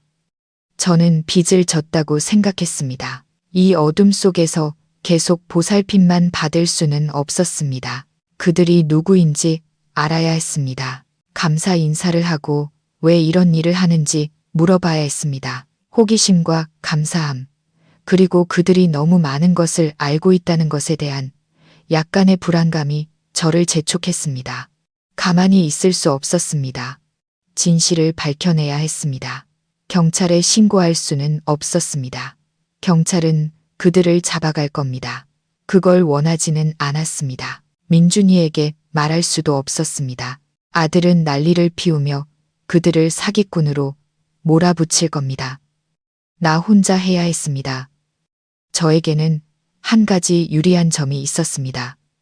그들은 그들이 진짜 사람이라는 것을 모른다고 생각했습니다. 그들은 제가 여전히 남편의 영혼이라고 믿고 있는 노망든 약한 늙은이라고 생각할 겁니다. 저는 바로 그 점을 이용하기로 했습니다. 계획을 세워야 했습니다. 그들을 잡아야 했습니다. 처벌하기 위해서가 아니라 마주보고 이야기하기 위해서. 저는 집 안을 서성였습니다. 민준이가 설치한 CCTV는 여전히 문 밖에 있었습니다. 그 사람은 문턱까지만 오고 안으로 들어오지는 않았습니다. 핸드폰을 다시 확인해 보니 민준이가 CCTV를 볼 수 있는 비밀번호를 보내주었지만 저는 늙어서 그런 걸 어떻게 사용하는지 몰랐습니다. 아, 잠깐. 그는 민준이가 떠났을 때만 나타났다. 아들이 집에 있던 밤에는 쥐 죽은 듯이 조용했다. 그렇다는 건 그들이 집에 CCTV가 있다는 걸 알고 낯선 사람이 있다는 걸 안다는 뜻이다. 그들이 CCTV를 지켜보고 있는 걸까? 아니면 발각될까봐 두려워하는 걸까? 머리가 복잡했습니다. CCTV는 제쳐두자. 가장 좋은 방법은 가장 고전적인 방법이다. 잠복. 저는 기운을 차렸습니다. 이틀 만에 감기는 씻은 듯이 나았습니다. 약과 생강차 덕분이었죠. 저는 계획을 실행에 옮기기 시작했습니다. 평소처럼 생활했습니다. 낮에는 텃밭에 나가고 시장에 갔습니다. 감기 기운이 아직 남아있는 척, 힘없는 척 했습니다. 그들의 경계심을 풀고 싶었습니다. 저는 기다렸습니다. 달이 없는 밤이 필요했습니다. 하지만 하늘은 제 편이 아니었습니다. 며칠 동안 달은 휘영청 밝았고 그 달빛 아래서는 숨을 곳이 없었습니다. 그들이 저를 발견할 겁니다. 인내심이 필요했습니다. 저는 준비를 했습니다. 거실 창가 바로 뒤에 있는 작은 장롱을 치웠습니다. 그곳에는 두꺼운 벨벳 커튼이 쳐져 있었습니다. 남편이 이 집을 지을 때 사온 커튼이었습니다. 저는 그 커튼 뒤에 숨을 수 있었습니다. 그곳에서는 대문이 바로 보였습니다. 완벽한 위치였습니다. 저는 기다렸습니다. 밥을 잘 챙겨 먹고 낮잠을 자며 밤을 위해 체력을 비축했습니다. 저는 마치 제 인생의 미스터리한 쥐를 기다리는 늙은 고양이 같았습니다. 저는 더 이상 약한 박순자가 아니었습니다. 저는 사냥꾼이었습니다. 은인을 찾는 사냥꾼. 사흘 뒤 하늘에 구름이 끼기 시작했습니다. 달은 구름에 가려졌고 밤은 칠흑같이 어두웠습니다. 완벽했습니다. 바로 오늘 밤이다. 저는 스스로에게 말했습니다. 저녁을 일찍 먹고 안팎의 문을 꼼꼼히 잠갔습니다. 하지만 이번에는 빗장을 걸지 않았습니다. 필요할 때 바로 열 수 있도록 살짝 걸쳐만 두었습니다. 장롱으로 막지도 않았습니다. 모든 것이 준비되었습니다. 밤 11시 심장이 두근거리기 시작했습니다. 손이 약간 떨렸습니다. 11시 30분 모든 불을 껐습니다. 집은 짙은 어둠에 잠겼습니다. 저는 제 위치 벨벳 커튼 뒤로 숨었습니다.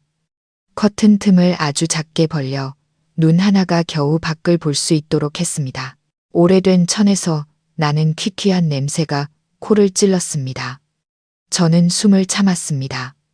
공기는 무겁게 가라앉아 있었습니다. 시간은 느리게 흘러갔고 제 심장 소리가 선명하게 들렸습니다. 쿵, 쿵, 쿵, 쿵, 귀뚜라미 우는 소리. 처마 끝에서 부는 바람 소리가 들렸습니다. 11시 45분. 다리가 저려왔지만 꼼짝도 할 수 없었습니다. 11시 55분. 이제 5분 남았습니다. 저는 눈에 힘을 주었습니다. 골목은 칠흑같이 어두웠고 소름 끼치도록 조용했습니다. 댕, 괴종식의 소리에 저는 소스라치게 놀랐습니다.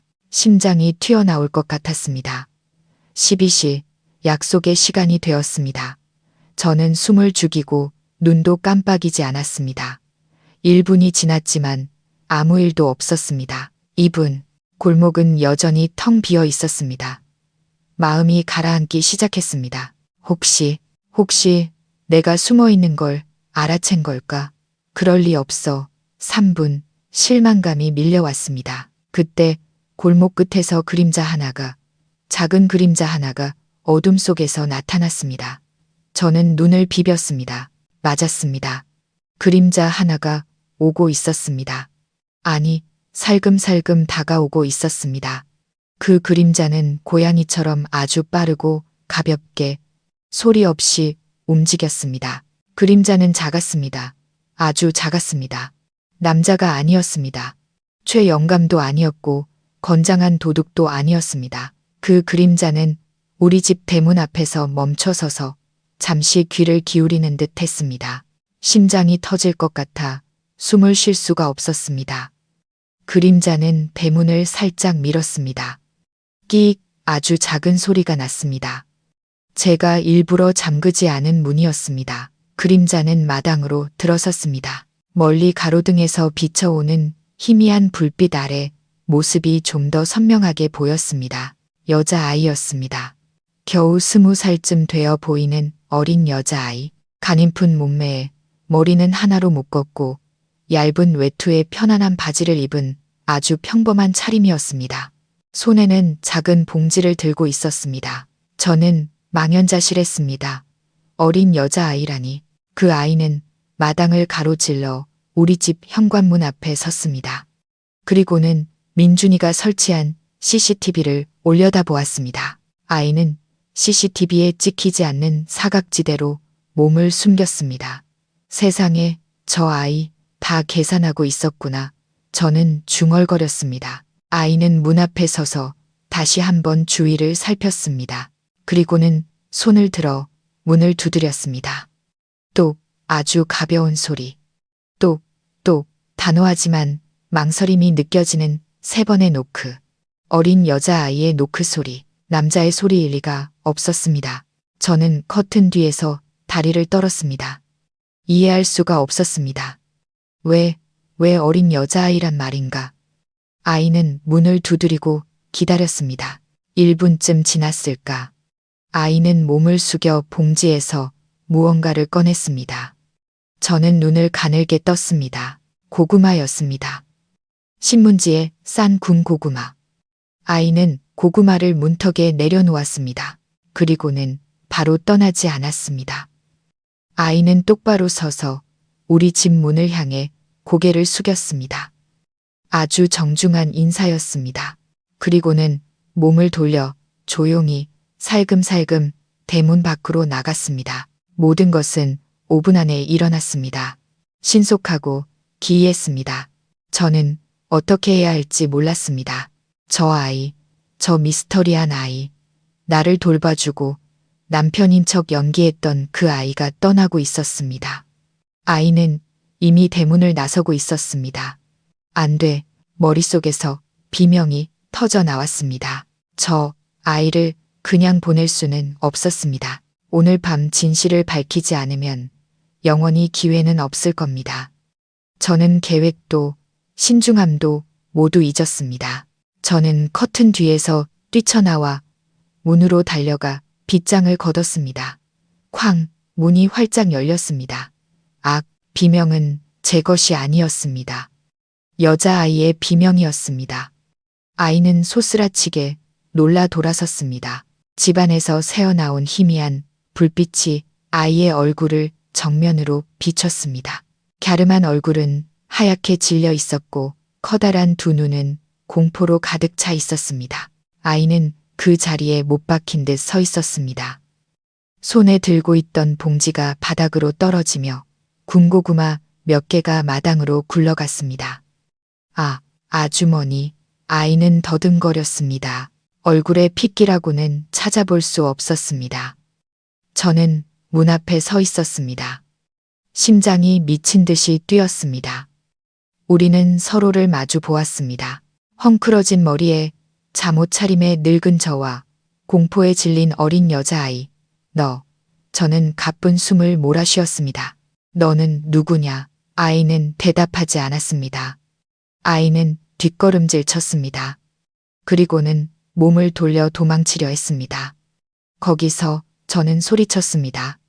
목소리는 쉬어 있었지만 힘이 있었습니다. 어디서 그런 힘이 났는지 모르겠습니다. 해치지 않아. 거기 서라고. 아이는 그 자리에 멈춰 섰습니다. 어깨가 가늘게 떨리고 있었습니다. 아이는 감히 돌아보지 못했습니다. 저는 문턱을 넘어 굴러다니는 고구마를 지나 아이에게 다가갔습니다. 무서워하지 마라.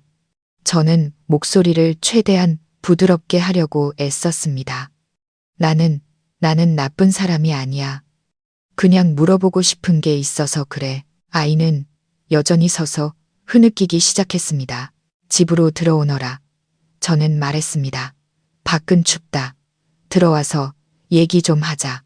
혼내지 않을게. 오히려 고맙다. 제 고맙다는 말에 아이는 놀란 듯 했습니다. 아이는 천천히 돌아섰습니다. 크고 동그란 눈에는 눈물이 그렁그렁했습니다. 아주머니, 저한테 화 안 나셨어요? 화, 저는 의아했습니다. 내가 왜 너한테 화를 내야 하지?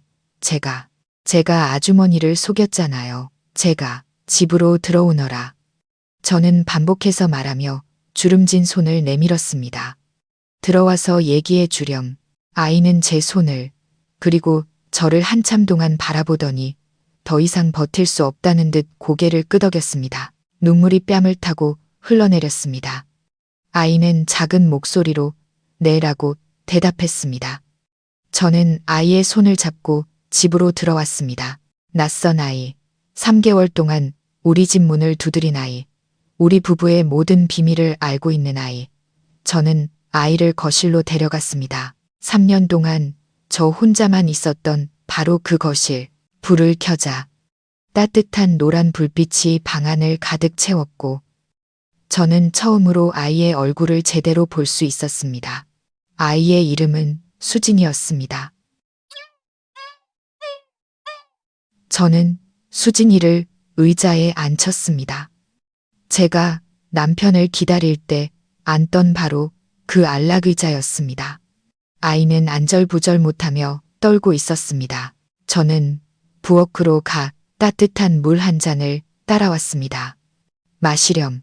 좀 진정될 게다. 수진이는 두 손으로 컵을 받아들었지만 여전히 제 눈을 똑바로 쳐다보지 못했습니다. 아이에게서는 가엾고 주눅든 기색이 역력했습니다. 저는 맞은편에 앉았습니다. 이제 말해줄 수 있겠니? 너는 누구고 왜 이런 일을 한 거니? 수진이는 고개를 푹 숙였습니다. 손에 든 컵이 달달 떨리더니 아이는 울음을 터뜨렸습니다. 흐느낌이 아니라 오랫동안 억눌러왔던 울음이 터져 나온 것이었습니다. 아이는 컵을 내려놓고 두 손으로 얼굴을 가렸습니다. 죄송해요, 아주머니. 아주머니, 정말 죄송해요. 아이는 그 말만 반복했습니다. 제 마음이 무겁게 가라앉았습니다. 더 이상 화가 나지 않았습니다. 그저 가엾다는 생각뿐이었습니다. 저는 아이의 어깨에 손을 얹었습니다. 울지 마라. 너는 잘못한 게 없어. 무슨 일인지 나한테 말해보렴. 제 다정한 말투에 수진이는 조금 진정된 듯 했습니다. 아이는 심호흡을 하고 주머니에서 손수건을 꺼내 눈물을 닦았습니다. 아이의 목소리는 여전히 떨리고 끊겼습니다. 제 이름은 이수진이에요. 아주머니를 놀라게 할 생각은 없었어요. 저는 그저 아주머니를 돌봐드리고 싶었어요. 나를 돌봐주고 싶었다고 저는 의아했습니다. 하지만 왜 우리 아는 사이였니? 수진이는 고개를 저었습니다. 아니요. 아주머니는 저를 모르시지만 저는 아주머니를 알아요. 김진우 의사 선생님을 알아요. 김진우 의사 선생님이라는 이름이 아이의 입에서 나오는 순간 제 심장이 솟는 것 같았습니다. 너 내 남편을 안다고? 네. 수진이는 고개를 끄덕였습니다. 눈에는 다시 눈물이 고였습니다. 김진우 선생님은 저희 가족의 은인이세요. 제 아버지의 목숨을 구해주신 분이세요. 저는 그 자리에 얼어붙었습니다. 남편, 은인, 목숨을 구했다. 남편은 의사였으니 많은 사람을 구했을 겁니다. 하지만 그게 이 일과 무슨 상관이란 말인가? 자세히 말해보렴. 제가 재촉했습니다. 수진이는 용기를 내듯 다시 한번 심호흡을 하고 말했습니다. 네, 그게 3년 전이에요. 김진우 선생님이 돌아가시기 바로 전에 저희 아버지가 신부전증 말기셨어요. 수진이의 목소리가 갈라졌습니다. 병원에서는 신장 이식을 해야 한다고 했어요. 수술비랑 신장을 구하는 비용이 의사 선생님이 5천만 원을 준비하라고 하셨어요. 5천만 원. 저는 아찔했습니다. 엄청난 돈이었습니다. 수진이는 울먹였습니다. 저희 집은 너무 가난해요, 아주머니. 아버지는 건설 현장에서 일하시고 어머니는 시장에서 나무를 파세요. 저는 막 고등학교를 졸업했고요. 저희는 있는 걸 다 팔았어요. 시골에 있는 집까지 팔아도 돈이 모자랐어요. 저희는 절망했어요. 어머니는 매일 의사 선생님께 무릎 꿇고 빌었고 아버지는 그냥 집으로 돌아가겠다고 하셨어요. 아이는 더 이상 말을 잇지 못하고 울었습니다. 제 눈시울도 뜨거워졌습니다. 그래서 어떻게 됐니? 기적이 일어났어요. 수진이는 고개를 들었습니다. 눈은 여전히 눈물로 젖어 있었지만 빛나고 있었습니다. 병원이 정해준 마지막 날이었어요. 간호사 한 분이 어머니에게 달려와서 아버지 수술비가 모두 결제되었다고 말했어요. 어머니는 믿지 못하셨죠. 어머니가 누가 냈냐고 묻자 그 간호사 선생님이 익명의 기부자라고 신원을 밝히고 싶어 하지 않는다고 하셨대요. 그저 마땅히 해야 할 일을 했을 뿐이라고 하셨다면서요. 저는 숨을 죽였습니다. 아버지는 수술을 받으셨고 성공적으로 끝났어요. 아버지는 살아나셨어요. 수진이는 주먹을 꽉 쥐었습니다. 지난 3년 동안 저희 가족은 그 은인이 누구일까 하는 생각에 단 하루도 편히 잠들지 못했어요. 꼭 찾아서 은혜를 갚아야 한다고 생각했어요. 사방으로 수소문했지만 아무도 말해주지 않았어요. 그러다가 3개월 전에 수진이의 목소리가 가라앉았습니다. 어머니가 예전에 그 간호사 선생님을 찾으셨어요. 지금은 은퇴하신 분이었죠. 어머니가 울면서 애원하셨고 마침내 그분이 말씀해 주셨어요. 뭐라고 하시더냐. 저는 제 마음속의 답을 이미 알고 있었지만 물었습니다. 그분이 바로 아주머니의 남편 김진우 의사 선생님이라고 하셨어요. 그날 김진우 선생님이 연구비로 받은 목돈이 있었는데 저희 어머니와 제가 절망에 빠져 우는 모습을 보시고는 조용히 아버지의 병원비 5천만 원을 전부 내주셨다고 했어요. 그리고 간호사 선생님께는 절대로 말하지 말라고 신신당부하셨대요. 사람 하나 살리는 게 절 7개 짓는 것보다 낫다. 내가 살아있는 한 나는 사람을 구할 것이다. 라고 말씀하셨다면서요. 저는 손으로 입을 막았습니다. 세상에, 여보, 당신 5천만 원 기억이 났습니다. 3년 전 남편이 연구과제로 받은 포상금이 있다고 말했습니다. 제 노후 자금으로 모아두겠다고 했습니다. 저는 남편이 그 돈을 썼을 거라고는 상상도 못했습니다. 제게는 한마디도 하지 않았는데 수진이는 계속해서 말했습니다. 그 사실을 알고 저희는 너무 기뻤어요. 감사 인사를 드리려고 급히 선생님을 찾아갔지만 하지만 제가 속삭였습니다. 병원에서는 김진우 선생님이 돌아가셨다고 말했어요. 수진이의 목소리는 울음으로 터져 나왔습니다. 선생님은 돌아가셨어요. 저희가 감사하다는 말 한마디도 전하지 못했는데 아버지를 구해주시고 얼마 안 돼서 돌아가셨어요. 수진이는 테이블에 엎드려 서럽게 울었습니다. 저는 그 자리에 못 박힌 듯 앉아 있었습니다. 온 세상이 뒤집히는 것 같았습니다. 내 남편, 김진우, 내가 다 안다고 생각했던 사람, 때로는 무뚝뚝하고 서투르다고 투덜댔던 사람, 그는 그렇게 조용히 위대한 일을 해냈던 겁니다. 5천만 원, 그 돈은 제 노후를 위해 모아두겠다던 돈이었습니다. 당신은 평생 집안일 하느라 나 때문에, 아들 때문에 고생만 했어. 이 돈은 당신을 위해 따로 모아둘게. 나중에 내가 먼저 가더라도 아들한테 손 벌리지 않게. 남편은 제게 그렇게 말했습니다.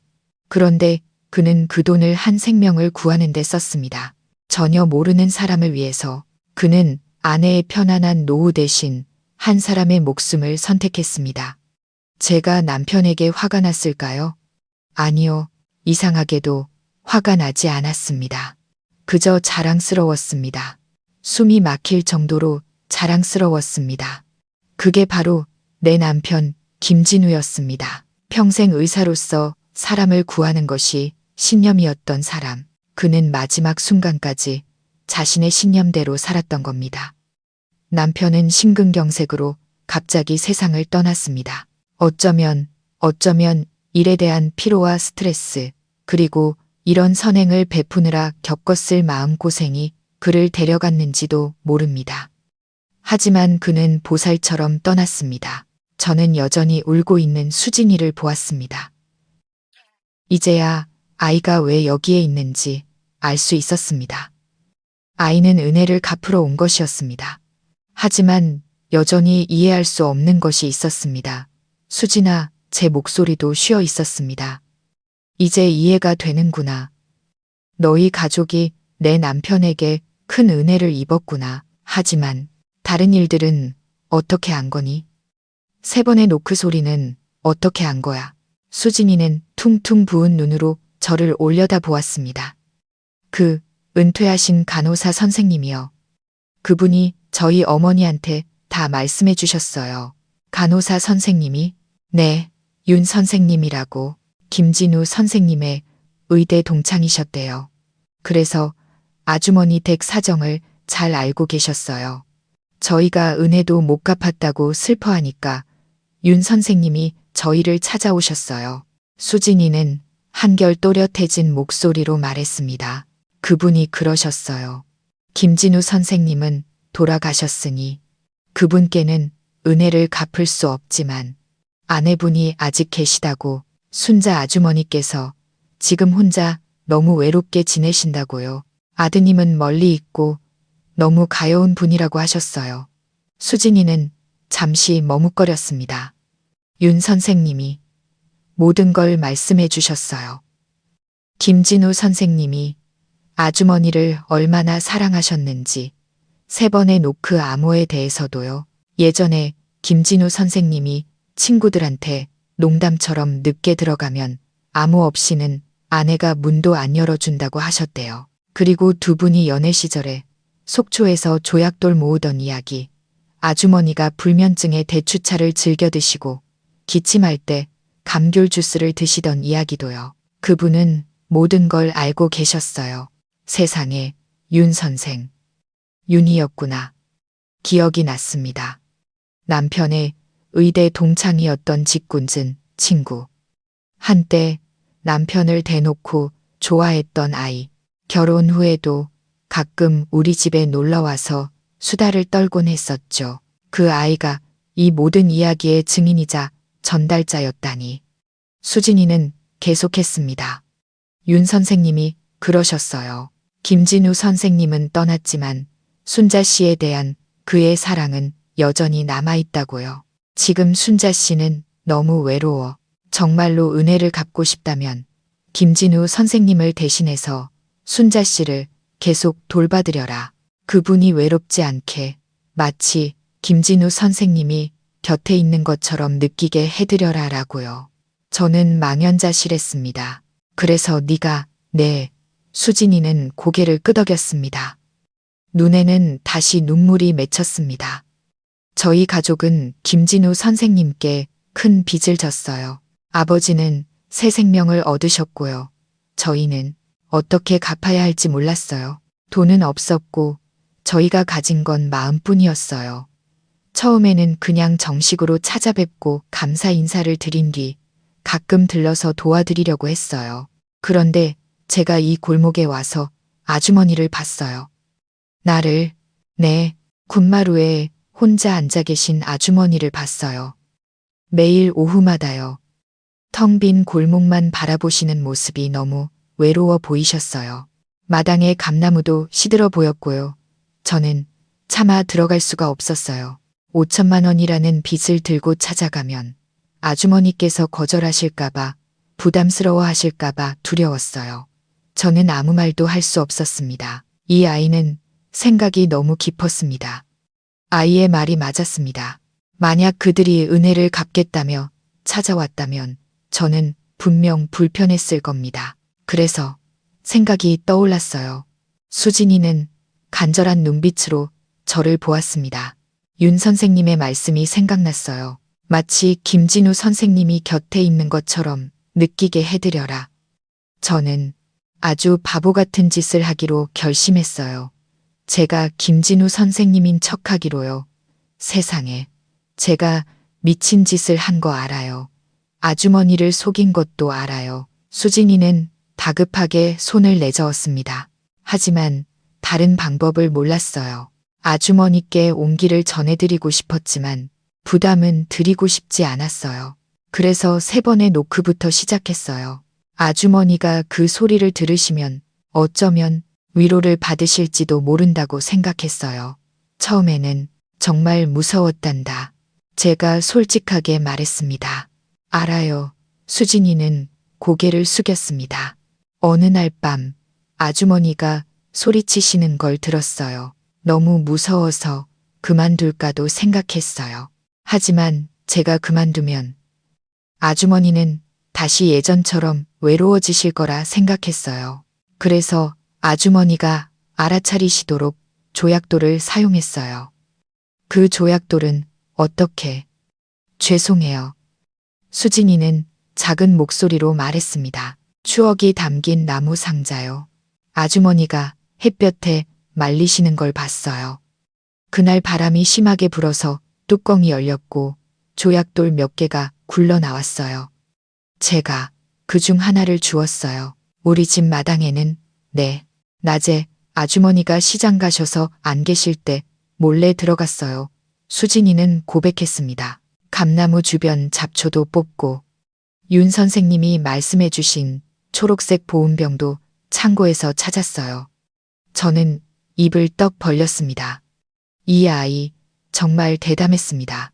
그리고 대추랑 감귤도 가져다 놓았고요. 윤 선생님이, 김진우 선생님이 아주머니께 자주 사다 주셨다고 한 것들이요. 수진이는 말했습니다.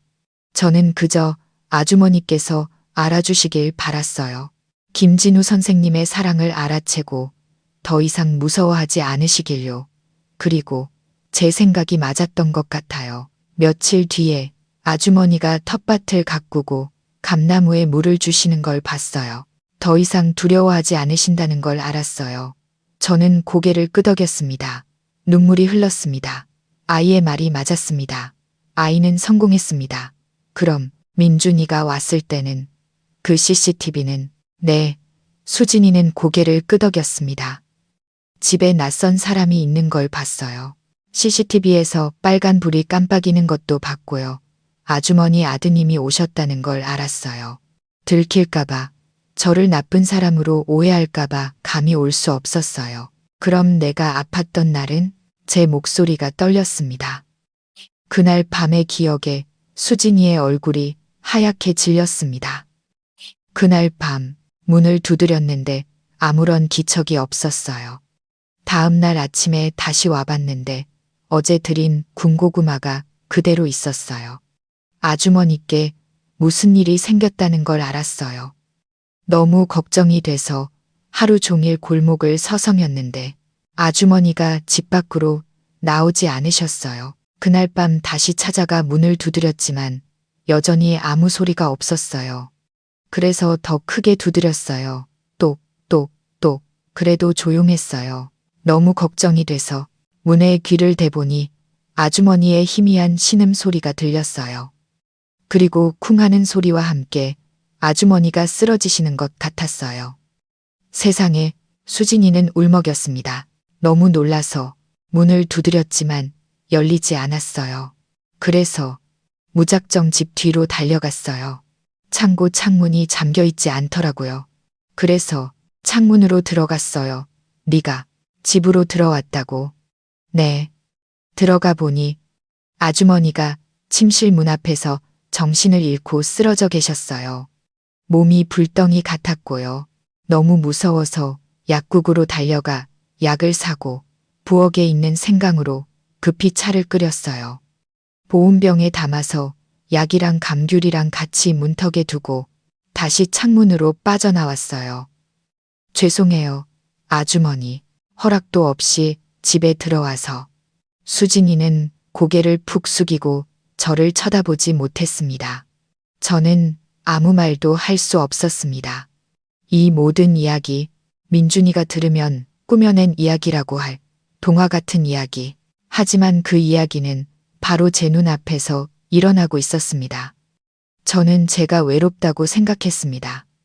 남편이 저를 버리고 떠났다고, 그의 사랑도 죽었다고 생각했습니다. 저는 차가운 집에서 인생의 마지막 날들을 보내고 있다고 생각했습니다. 하지만 아니었습니다. 저는 수진이를 보았습니다. 20살의 어린아이가 은혜를 갚기 위해 상상도 못할 일을 해냈습니다. 무모하고 대담했지만 너무나 따뜻하고 한없이 따뜻한 일이었습니다. 남편은 죽지 않았습니다. 어디에도 가지 않았습니다. 그의 사랑, 그의 선행이 씨앗을 뿌렸습니다. 한 아버지의 목숨을 구한 5천만 원이라는 씨앗. 그리고 이제 그 씨앗이 싹을 틔워 이 아이의 모습으로 돌아와 바로 나를 구원한 겁니다. 외로움에서, 공포에서, 시들어가는 노년에서 나를 구원했습니다. 3번의 노크, 조약돌, 대추, 종이 장미. 그것은 속임수도 연극도 아니었습니다. 그것은 이어짐이었습니다. 남편은 제게 직접 대추차를 끓여줄 수 없었습니다. 생강차를 끓여줄 수 없었습니다. 그래서 그는 이 아이를 보냈습니다. 이 아이를 자신의 손과 발로 삼았던 겁니다. 그는 여전히 저를 돌보고 있었습니다. 일어나거라. 제가 말했습니다. 제 목소리는 더 이상 떨리지 않았습니다. 단단했습니다. 수진이는 의아한 표정으로 고개를 들었습니다. 저는 장롱을 열어 저와 남편의 결혼 사진을 꺼냈습니다. 낡은 흑백 사진. 저는 수진이에게 사진을 건넸습니다. 이분이 김진우 선생님이다.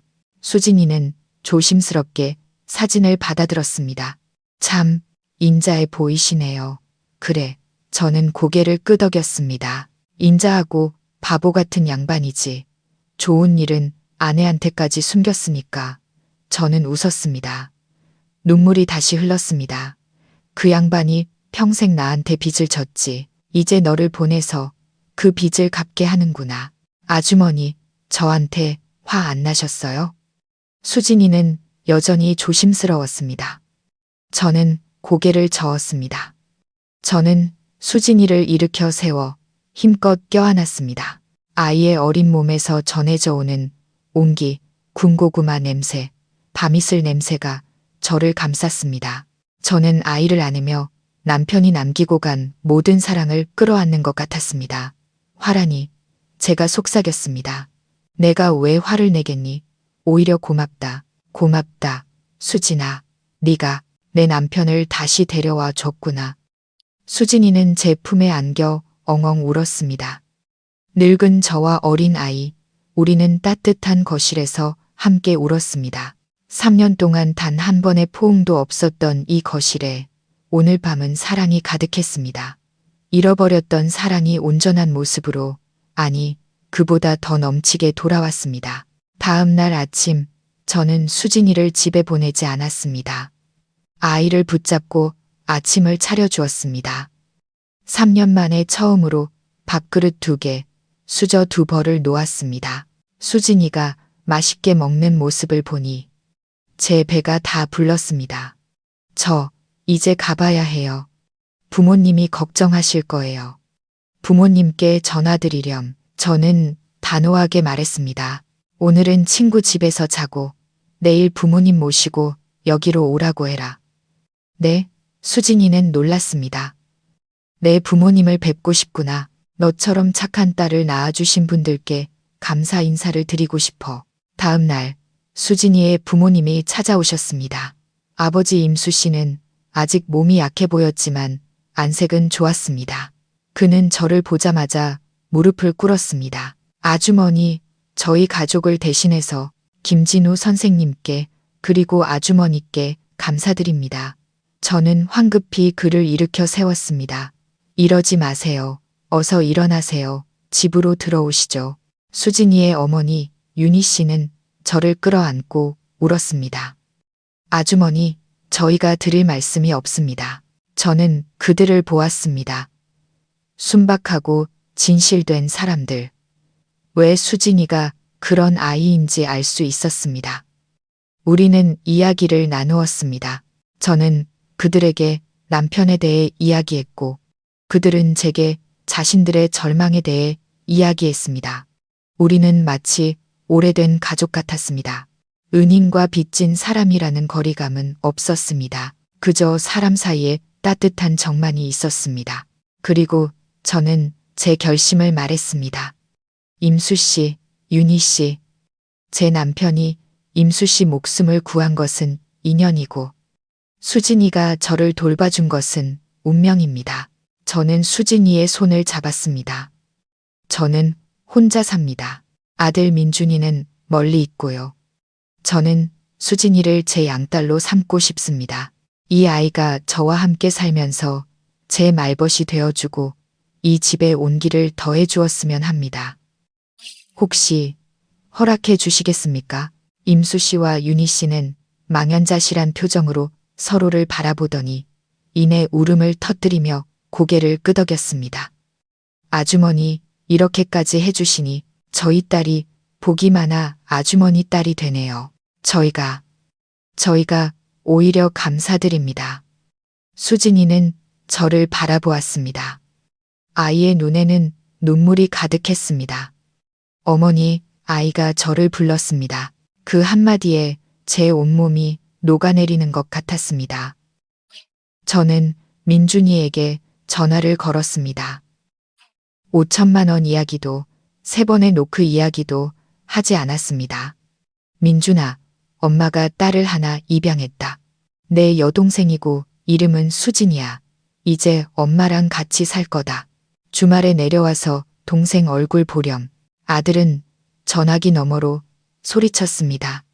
뭐라고요? 어머니, 또 누구한테 속으신 거 아니에요. 저 당장 내려갈게요. 아들은 정말로 내려왔습니다. 잔뜩 화가 난 얼굴로 수진이를 도둑 보듯 쳐다봤습니다.